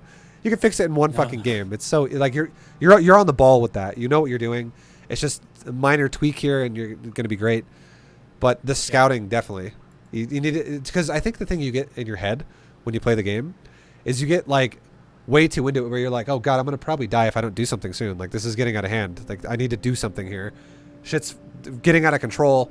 Let's go. I don't know. Fuck it. I don't have time. Go. But in reality, like if you just take a second to scout, like it's so much cleaner. What are you gonna say? Well, yeah, what I kind of feel like is that I'm more kind of I want to try to follow like a recipe, or like I try to think about what you've told me earlier, and I'm trying to resonate, like think more about it, and it takes too much time maybe, and also that makes me forget about like the scouting and stuff. Like here I was like more instinctive type of like I have been in this situation before. I feel solid economics, like in my I feel like my economics are economics. Like Yeah, economy. my I know eco what you is mean. good. Yeah. Yeah, economy. I'm sorry. Yeah, and I'm ready to transition. And okay, what's happened before? I've bled out all my army without making the corruptors and just got countered and killed. So I'm not scouting, but I'm like trying to just feel it out, because I've been here before and I don't really know. I don't have a plan. Like I'm saying so much different things. All now. right. No, I got the perfect. I don't feel like I'm panicking, but I feel like I'm trying to make a recipe without. I got the recipe for you, dude. Yeah, sure. I got you. I know where you're going with this. You're just trying to like what you're saying is you haven't done something yet that is like, okay, what I just did is fucking great. Every single game is like you're in the similar situations, but you're kind of experimenting where you're like, this time I'm gonna bleed some army out, see how that goes. That time, oh shit, like that didn't work out, so I'll keep that in mind for next time. I know where you're going, but just imagine this, okay? But also, like my point was that I play way too few games for that approach really to work. Yeah. Yeah. So this is it, dude. I got you covered. Get ready. Go. Get your fucking notepad out. I'm holding the table right now. Okay. All right. Okay. I'm glad you're sitting Okay. down, because I'm gonna Ready. blow your mind right now. Yeah. All right. So here's the thing. 92 drones. I'm gonna give you double thumbs up on that. I love it. Okay. Because Roach Hydra with a good economy like this is fucking amazing, especially if you do things where you do trades like we talked about a second ago. But as soon as you go into Broodlords, you should dip that economy down a little bit. So imagine if you take time to be like, all right, let's scout.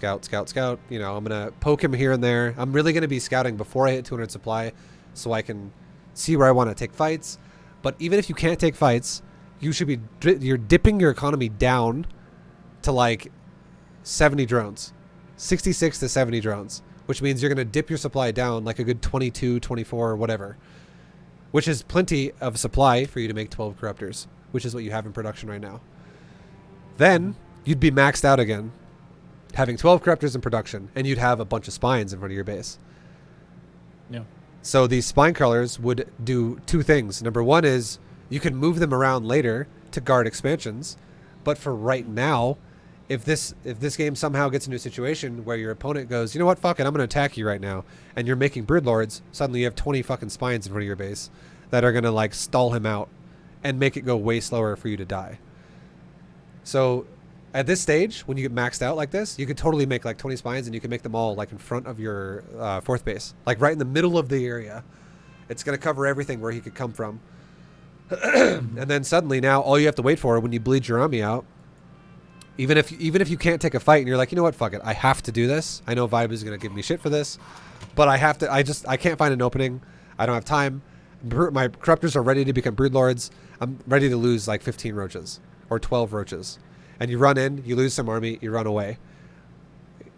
If your opponent pushes you right after that happens, and you just lost like 15 roaches, and you're making 12 Broodlords now, and you're like, all right, well, I have 6 supply open, let's make another 3 Hydras, whatever. Your opponent will not get across the map fast enough to stop that from happening. It's impossible. Because even if you did that with just the Broodlords as it is, Broodlords would finish morphing before he gets across the map. But now, the spines will also make 100% sure no bases die, even if you time it a little bit late, and also it saves more of your creep if he pushes really aggressively. And then suddenly when you have Broodlords out and you're like, all right, let's go fuck this guy up, you can start moving the Broodlords out to the middle of the map and re-scout them again to make sure you're knowing what things are happening. You can then uproot all those spines and be like, let's add 4 spines to the 4th base. Let's add 4 more spines to the 5th base. Let's add 4 spines to the natural. Let's add 4 spines to the main. And just rotate spines around. And now you got spines. Because that's what you need if you go into Broodlord style. You need static D because your army is so fucking slow. Like, your army's going to become this, like, really slow-moving ultra death ball. Where if this guy counterattacks you, that's the one way you're going to lose. So it's like a 2-purpose plan. Gives you static D to buy time for the broods if your opponent goes fucking YOLO before you have them, and then also you can rotate them around. Okay. So just to recap that again, you would when maxed, instead of bleeding out too much, make a bunch of spines to lower my. If you have like 90 supplies drones like this, yeah. raptors? If you have like 90 supply of drones, that totally works. Yeah. Yep. Yep. So, but you wouldn't rebuild the drones then. No. Because you're maxed and have a good. When you go into a death ball, like what's your, because you're playing a different stage of the game. Right now you're playing hyper aggro is what you're playing, because you're playing Roach Hydra high eco. That's hyper aggro. It means the best way to play that is attack, move over here, attack, move over there, attack, and you do as much damage in as many locations as you can, because you can just remax, and your opponent can never keep up with you if that's how you're going to play it. But what you're doing though is you're actually going for death ball, because you've already transitioned out of that. You went for a good economy, which I fucking love, by the way. It's a great way to play the mid game. But now your opponent's played a passive game, which has allowed you to go to death ball transition. But now death ball transition is really weak if you keep high drone count, because your death ball is smaller supply. That's not a death ball anymore. That's like a fucking hard hitting ball. It's not going to quite kill them, but it's going to still hit kind of hard. And it's the less supply you have invested into something like this, the more likely it's going to break and you can lose the game. Because the scary thing about death ball is if you lose your death ball, your chances of losing the game are very high. So you want to not lose your death ball at all costs. Like, it's important to keep it alive. So more supply invested into it makes a lot of sense for that, because it makes it more powerful.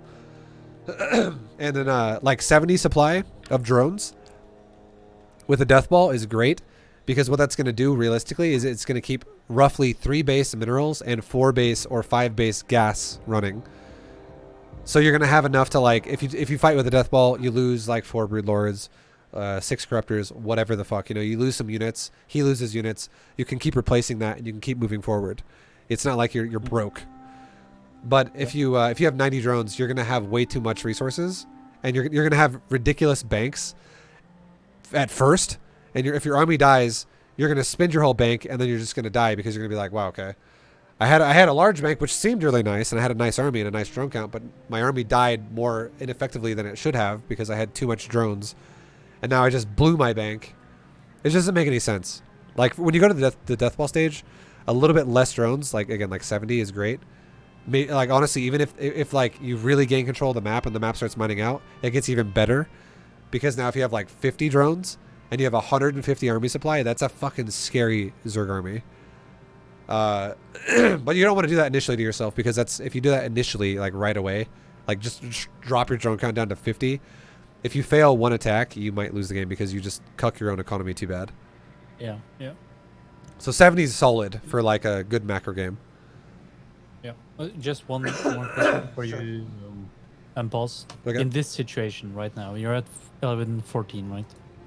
Yeah. You would just take the drones from the 5th base or 4th base, make spines, and would you just pull drones from the other bases so all of them mine a little bit slower? Or would you just saturate the You could just newest bases when the other ones dries out? I wouldn't pull drones. I would probably grab the drones at the 4th or the 5th base and make spines with that, because you have so much money to do that.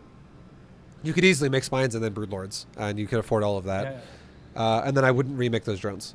And then what I would do is I would probably take a couple of drones, like maybe like 2 drones from my main base, and just build new gases at the 5th base or something like that. And then I might make a couple more drones just to saturate the gas only. So maybe my drone count would dip down to like 74, and then I drone back up to 80, just for now. And then let's say I expand to another base again, and my spines that I just made, I rerouted them to all my bases I currently have, but I take a new base again. And I'm like, all right, well, with this new base, I'm going to take 5 of my existing drones and just make 5 spines. And now my drone count goes from like 74 down to like 69. And now we're solid, you know? So just to be clear, I'm sorry. You would just pull from 4th and 5th base because 20 supply of drones must be almost every drone. In this situation, I would say you could do 17 spy drones. That's fine. Just grab your new drones on the new base. You could not disrupt your current 4 base saturation. That's fine. It doesn't have to be exactly 20. I'm just, you know, like it's just 90 drones in the 90 realm is a bit excessive. As soon when you're in like the transition phase, going from hyper aggro to death ball, dropping it down to like 80 is kind of nice. And as soon as you kind of get rid of your hyper aggro composition, which is Roach Hydra, and now it's mostly Corruptor, Broodlord, and you have that fucking death ball, then you can drop it down again from like 80 to 70. Does that make more sense? Yep. Like it doesn't have to go to 70 right this second, but as you transition, because you're like here's the thing. This is why I think this might be a way to explain it that might make more sense. Yep, but I understand what you're saying. I was more like on the specific, like how we would pull the drones, but it doesn't really matter, to be honest. Yeah. I understand what you're saying. So yeah, because like if you lose all the Roach Hydra right now, you don't suddenly have a death ball. So you have to build into it. So yeah, but once you have it, that's when you want to make sure you continue to grow it. Yeah, I was kind of more asking mechanically how would you I would actually just do make the spines and resaturate. Yeah. So but that's not really the important part, I think, at this stage. Yeah, it's fine. It's either way. It's just that you just grab some drones. Yeah, sure. So let's go. This has been going on so long already. So. All right. Yeah. But yeah, like the biggest goal now would be, since you're going into broods, get rid of your Roach Hydra without compromising your brood lords. That's the goal now. Yep. So you want to, you definitely do not want your in-game army 200 supply to consist of Roach Hydra still. You want to get rid of that over time, which means you want your brood lords to be defensive. There's nothing that's happened in this game that should tell you otherwise. There's nothing that's happened that would make me say, oh yeah, you're totally fine to push him with Hydras and Roaches and Broodlords. It's gonna work because this guy hasn't lost shit. You know what I mean? Like he's been fucking super passive. Yeah. And he could, for all you know, be maxed out right now. He very well could be. So since you're going to broods and you're maxed out again, I would love you to bleed out more of your Roach Hydra. Keep bleeding it until you have none left, because Roach Hydra is expired now. It's not good anymore. I would say the only thing Hydras could benefit from would be maybe you leave like 4 Hydras in your main base or something for the possibility of like killing a Warp Prism. Like you put on like a separate control group. It just guards the main base from Zealot Warpins. That's about it. That's like literally the only benefit you have there. Yep. And then yeah, your Broodlords should stay defensive. They should not ever move out with your Roaches. Because if this guy has a good composition, especially one that's mobile, let's say it's like Storm with plus Blink Stalker, which if some Protosses actually do shit like that, you would die if you compromise your broods, which is what you're doing right now.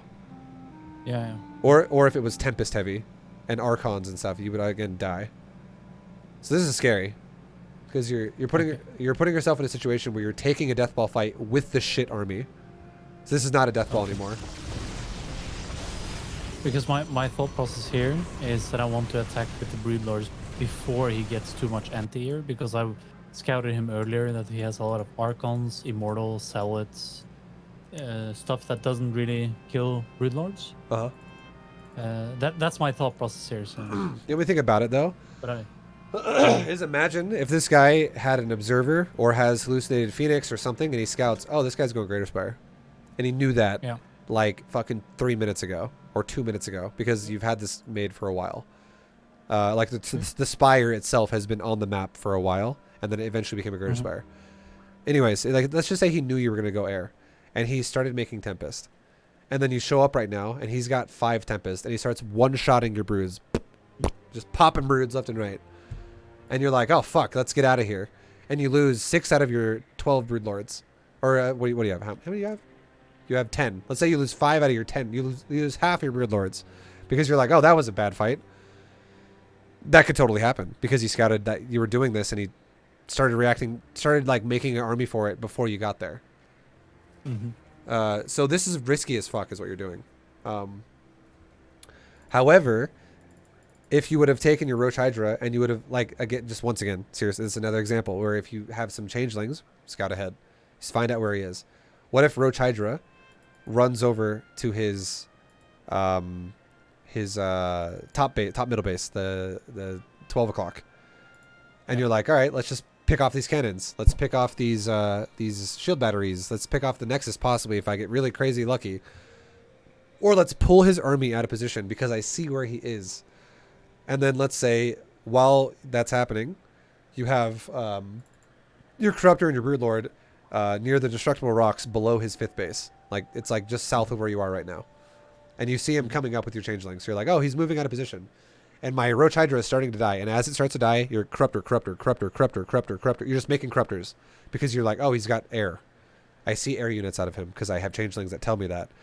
You could even like maybe poke his base here if you really wanted to when you drag him out of position with your Roach Hydra and maybe pick off some cannons as well. Like literally just get like 2 auto attacks of your Broodlords off, wipe out a bunch of cannons and then fly away. Yeah. Wait for the Corruptors to come out. And now suddenly you have a nice Broodlord Corruptor army and you've just opened up both of his bases with no static D. So maybe you don't max out on Corruptor because you don't have enough gas to do that. But now you make like, let's say you make an extra like 15 Corruptor. So your Corruptor count goes from like 2 to now 17, which in 17 Corruptors is like enough for you to feel confident to fight his 5 Tempest or whatever he has. And now you've remaxed the rest of your supply on Zergling because you've also been upgrading melee upgrades, which is correct. I love that you're doing that. And you've also got Adrenal Glands, which is, you know, that eventually you should have that too. And let's just say now you do, from bases that are now open, you scout once again with changelings and you go, what base is he defending? Let's send our Broodlords to that base. But first, let's send our Zerglings to the base that is not defended. And your Zerglings run into the base, wipe out a bunch of probes. He goes over to defend it once again. And then your Broodlords come attack the base that's not defended now because you just ripped them apart. And now, even if he comes back to defend that, you're also killing the Nexus at the same time. Manipulating where he goes is something you're going to have to start doing more over time. But Zerg is 100% one of the best races at manipulating where your opponent moves. Yeah. And it comes from knowing where they are and pulling them around. Yeah. I really feel like you nailed it again. Like my biggest mistake here is not scouting him, of course, and not splitting my army and like pulling him to one side. Yeah, because right now what you're doing is I actually feel like the times when I actually do this, because sometimes I just think to myself like, what the fuck, let's just focus on multitasking. I almost always win the games, but I feel like I lose so much macro and creep spread and stuff like that when you're paying attention to that. But, yeah, I should just practice it more, I guess. Yeah. Because like right now what's happening is you're doing the exact same thing you did a second ago where you bled out your army to the storms. You're forcing a big fight to happen when you don't have to do that. And now that you're doing that, it's just, I don't know, it's just scary. Go ahead, say what you're going to say. Yeah. And also I made a lot of spines and spores and I re-droned. So I actually have 94 drones now. So I'm actually small army supply. I'm okay with the fact. Here's the thing. I want to make sure you understand that this is something that I really want to make sure does not get misconstrued in any way. I don't think you need to drop your drone count supply down until you have enough resources to replace it with better supply, like death wall supply. So if you don't have enough gas, if you have only like 300 gas, and you got 4,000 minerals, and you're like, I only have 12 Broodlords and 7 Corruptors, and I don't have enough to like go into like 15 Broodlords and like 20 Corruptors right now, or some shit like that.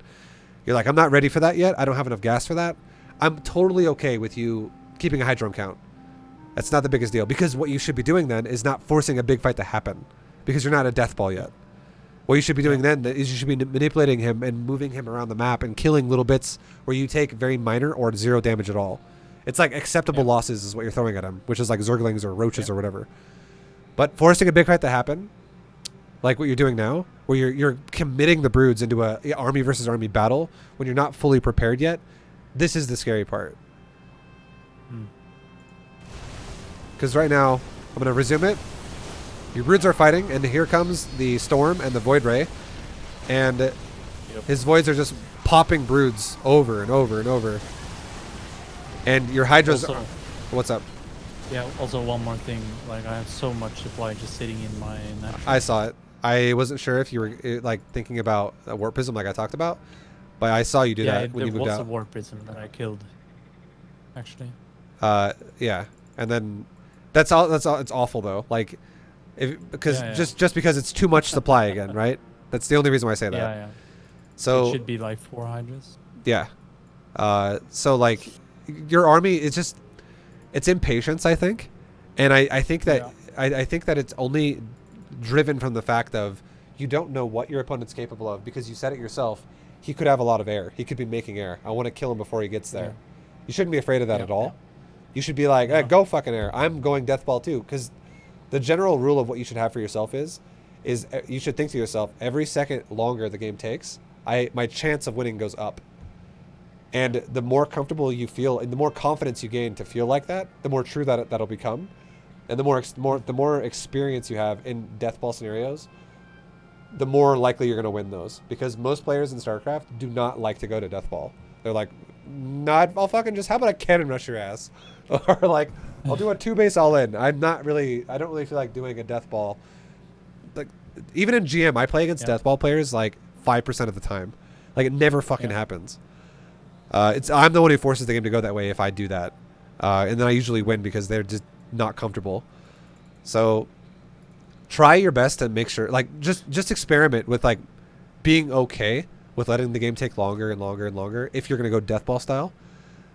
And the best way to do that is to just be patient about scouts. Like, again, this is the hearkening point we keep talking about, and the thing you said you're going to focus on, which I love. Scouting, and then trying your best to go, what's exposed? That is, kill that. Okay, scout again. What's exposed? Look at that is over there. Kill that. Just to hit open bases. And then once you're ready to take the serious fight, it doesn't matter if it's exposed or not, because your death ball reigns supreme, and you're looking to fuck his army at that point. But that means if you have a death ball, that means that your army has no Zerglings. Your army has no Roaches. Your army has no Hydras. It literally is 0, because you're maxed on like Broodlord, Corruptor, Infestor, strong shit. Like, your army is literally maxed on it. And then as soon as you start losing supply, at that point, then you can be like, all right, let's flood Lings. You know, if it's going well and you're like, okay, Ling flood sounds good here because I can just get all over his bases again. Because we just kill each other's armies a bit, and I can just flood him now and overwhelm him before he recovers. Then that's totally fine. Yep. But you're just not giving yourself a death ball. You're giving yourself a softball. You're playing softball with Protoss. What can do? Do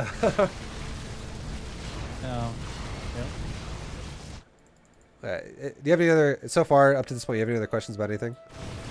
No. Okay. I've been saying everything I've been thinking about, really. Okay. I think, to be honest, this game, if I had grouped up all my army, I would have crushed this fight. But are you talking about just it's now? still the wrong thing to do, of course. Are you talking about just now, like the fight just now that just happened? this last fight. I think you still would have lost. You think? Yeah. You fought against like 8 High Templars, and he got so much storm damage off on you. And Roach Hydra is very papery, very shitty to storm. It's like literally holding a piece of paper over a lighter. It's like, come on, bro. I'm gonna paper cut your ass. Let's go. Like, storm is, it doesn't matter if you have more or less Roaches and Hydras or Zerglings or whatever. If you're running into a storm composition, especially if it has cannons or batteries near it, which he did have cannons, but I know he fought ahead of it. But he could have fallen back to that as well. Yeah. Fighting into storm is fucking awful with Roach Hydra. It's just, it's gonna go bad for you, basically. Fighting into storm with Broodlords is great, but the problem though was the only thing that could have made your army bigger there would have been more Roach Hydra, and that means that you have nothing to guard your Broodlords from the Void Rays, except for the only thing that can guard your Broodlords from the Void Rays is the Hydras. But in doing that, your Hydras are in storm radius. There's no way your Hydras can cover your broods unless they get stormed. I see. You know what's really funny? What's up? The name of this replay is late game micro maybe or something. It's because I thought maybe the reason I lost this game because I was so comfortable with my macroeconomics and everything that I was just fucking up the fights. But like your mantra is basically your macro sucks, get better, get Yeah. good. 100%. And then I'm yeah. If your And macro, I believe you, but this game I was like, maybe I just fucked up the fight. yeah, Of course, it's like not. you could have just straight up killed him if you macroed better this game, like earlier and like that, Yeah. you know, the whole thing. But the composition is fucking you now as well with Death Ball. Yeah.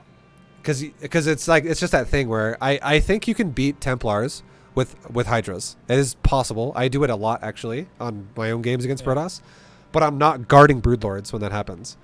If you guard No. Broodlords when that happens, you are forced to stay there. Like you have to guard them because if you just send Broodlords in and go, fuck it, they'll just die to Void Rays. I don't mind. It's like you're just gonna have less Hydras because of that, which is gonna make your Hydras weaker, and then your Broodlords die, which don't really kill anything because you're dying to Void Rays, which makes that inefficient.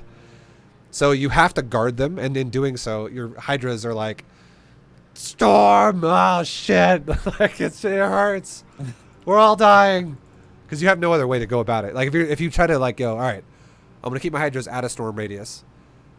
His Void Ray is just going to kill your Broodlords then, and he's going to just zone you out with Void Rays. So it's painful. Having Hydras just makes your army suck there. Yeah. About the only way you could win with so here's the thing about Roach Hydra, or sorry, not Roach Hydra, Broodlord Hydra. You can win a game with Broodlord Hydra against like Stargate, Templar. It is possible, but one of the best ways you're going to be able to do that though is if you also had like Infestors, because then you could actually bait him to move forward with your Hydras. Be like, hey, Void Rays, come attack me because my Broodlords are here and my Hydras are going to smack your Voids. As he comes forward to storm you, you come forward to fungal his Templar. And then suddenly, while fungling his Templar, your Broodlords are like, just throwing Broodlings all over the Templar, and all the Templar die. And you're like, wow, that was nice. Thanks for donating all your Templar to me, because the fungal just fucked them over. But if you don't have Infestors, there's nothing stopping that from him just walking forward, going, just storming 6 times, and then backing up for a second.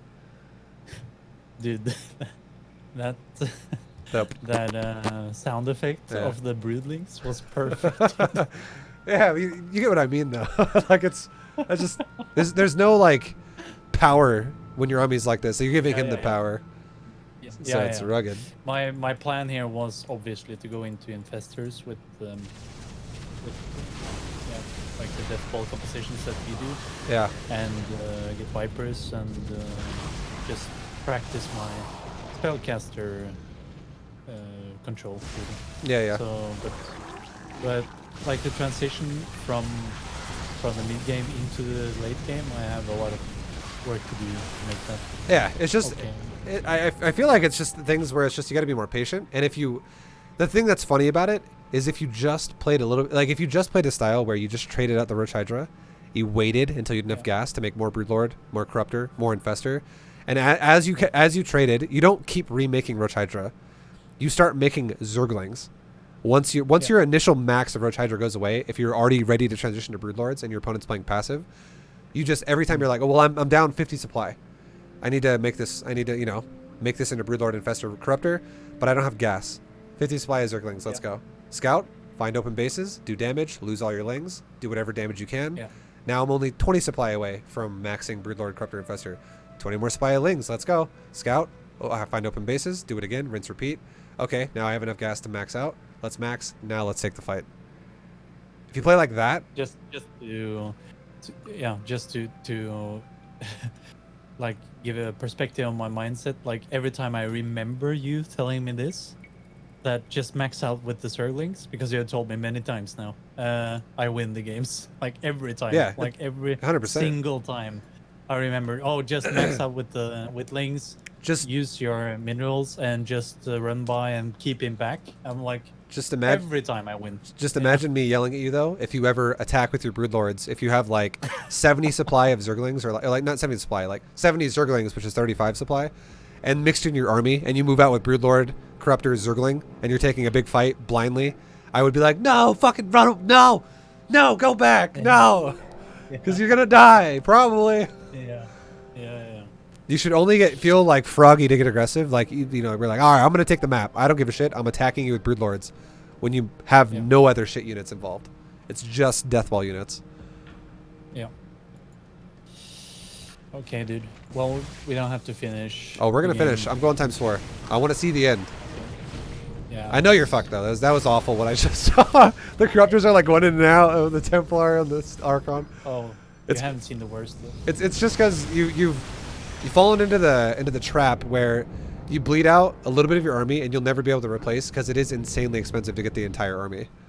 So I totally understand why you're gonna die. Yeah. I do too. Yeah, there you go. Storm Archon, Void Ray. It's like a fly swatter to a fly. Yeah. And move command everything. And Yeah. I knew I was dead at this point. Yeah. You're I dead. had to try. You were dead as soon as your broodlords got overpowered by the Void Rays, and your army died in the middle. Because Oh, I know. you I just- you know. just- I knew it too. this guy needed to have given you like 5 minutes, like 4 or 5 more minutes of time to just mine more gas for you to have a chance again. Which, that's where the Zerglings come in. That's why Zerglings are just like time purchasers. It's like, you know what? Yeah. I want 40 seconds. All right, I'm gonna make 40 lings. You know, I want another 60 seconds. All right, let's make 60 more lings. And it's just, you know, your gas is not being used to do that. So that's why that shit's so good. And losing a game with almost 7k minerals in the bank really hurts my pride.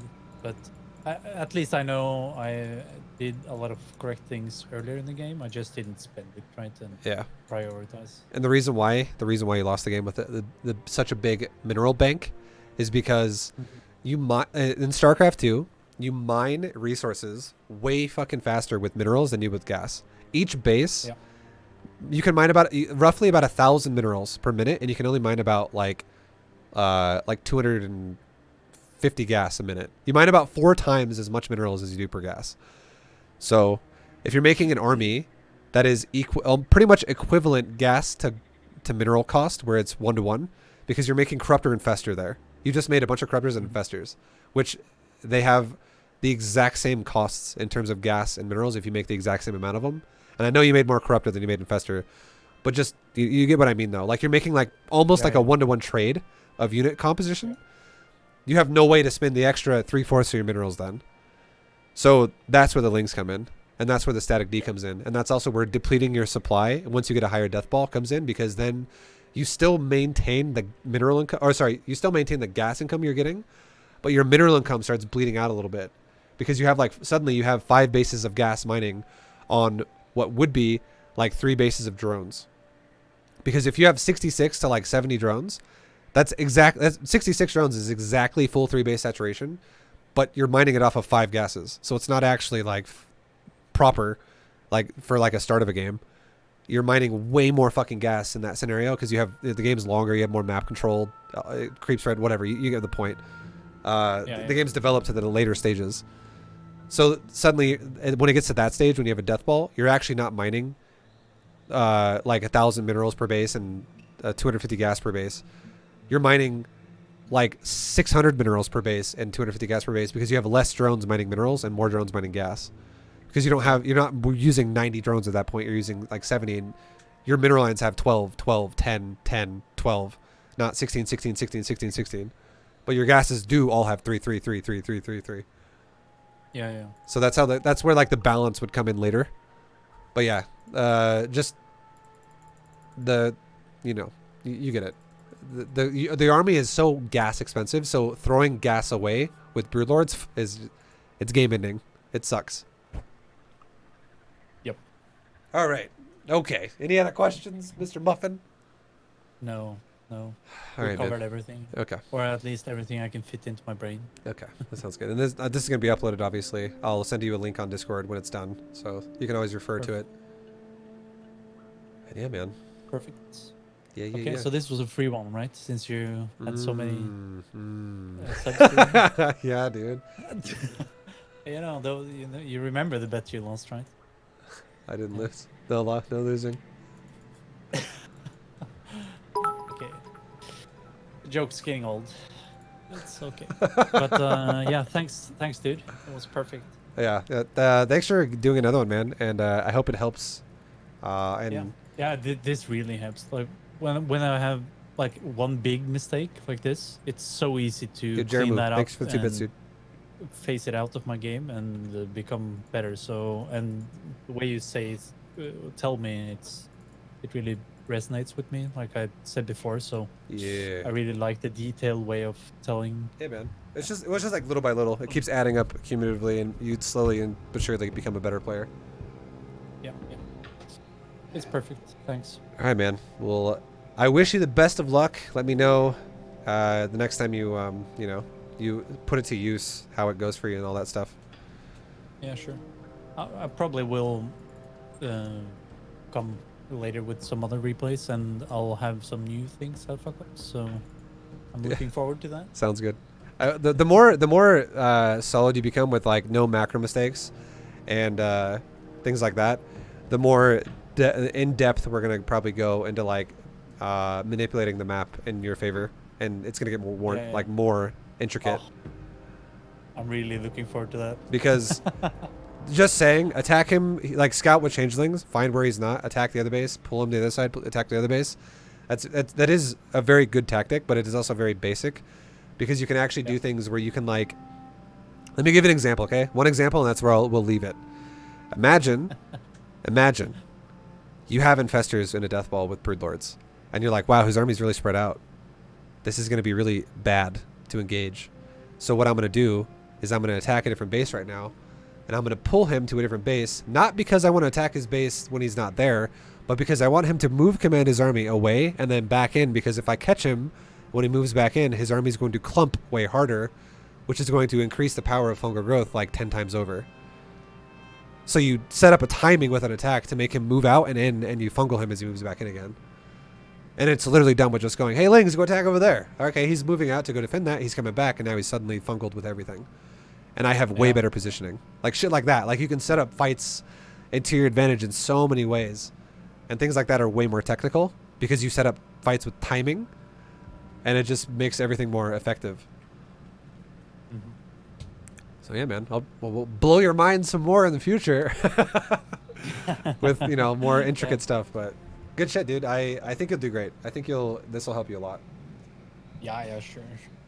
As I said before, like my practice time is my biggest obstacle right now, because sure. I feel like my potential is a lot better. But that's why I want to do this analysis too, because I want to maximize the little time I hang out. Yeah. Yeah. All right. Perfect. I'm gonna end this replay analysis. So, thank you, man. Good luck to you. Thanks.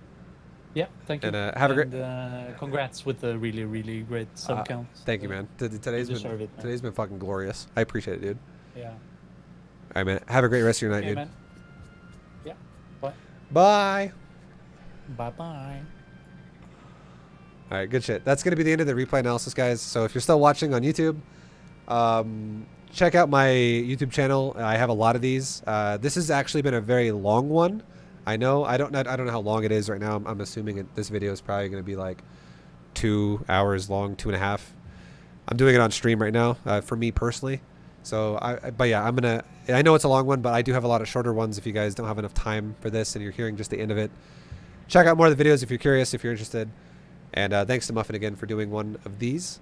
And yeah, guys, thanks for watching. I'll see you next time in the next video. Later, guys. Stay awesome. Peace.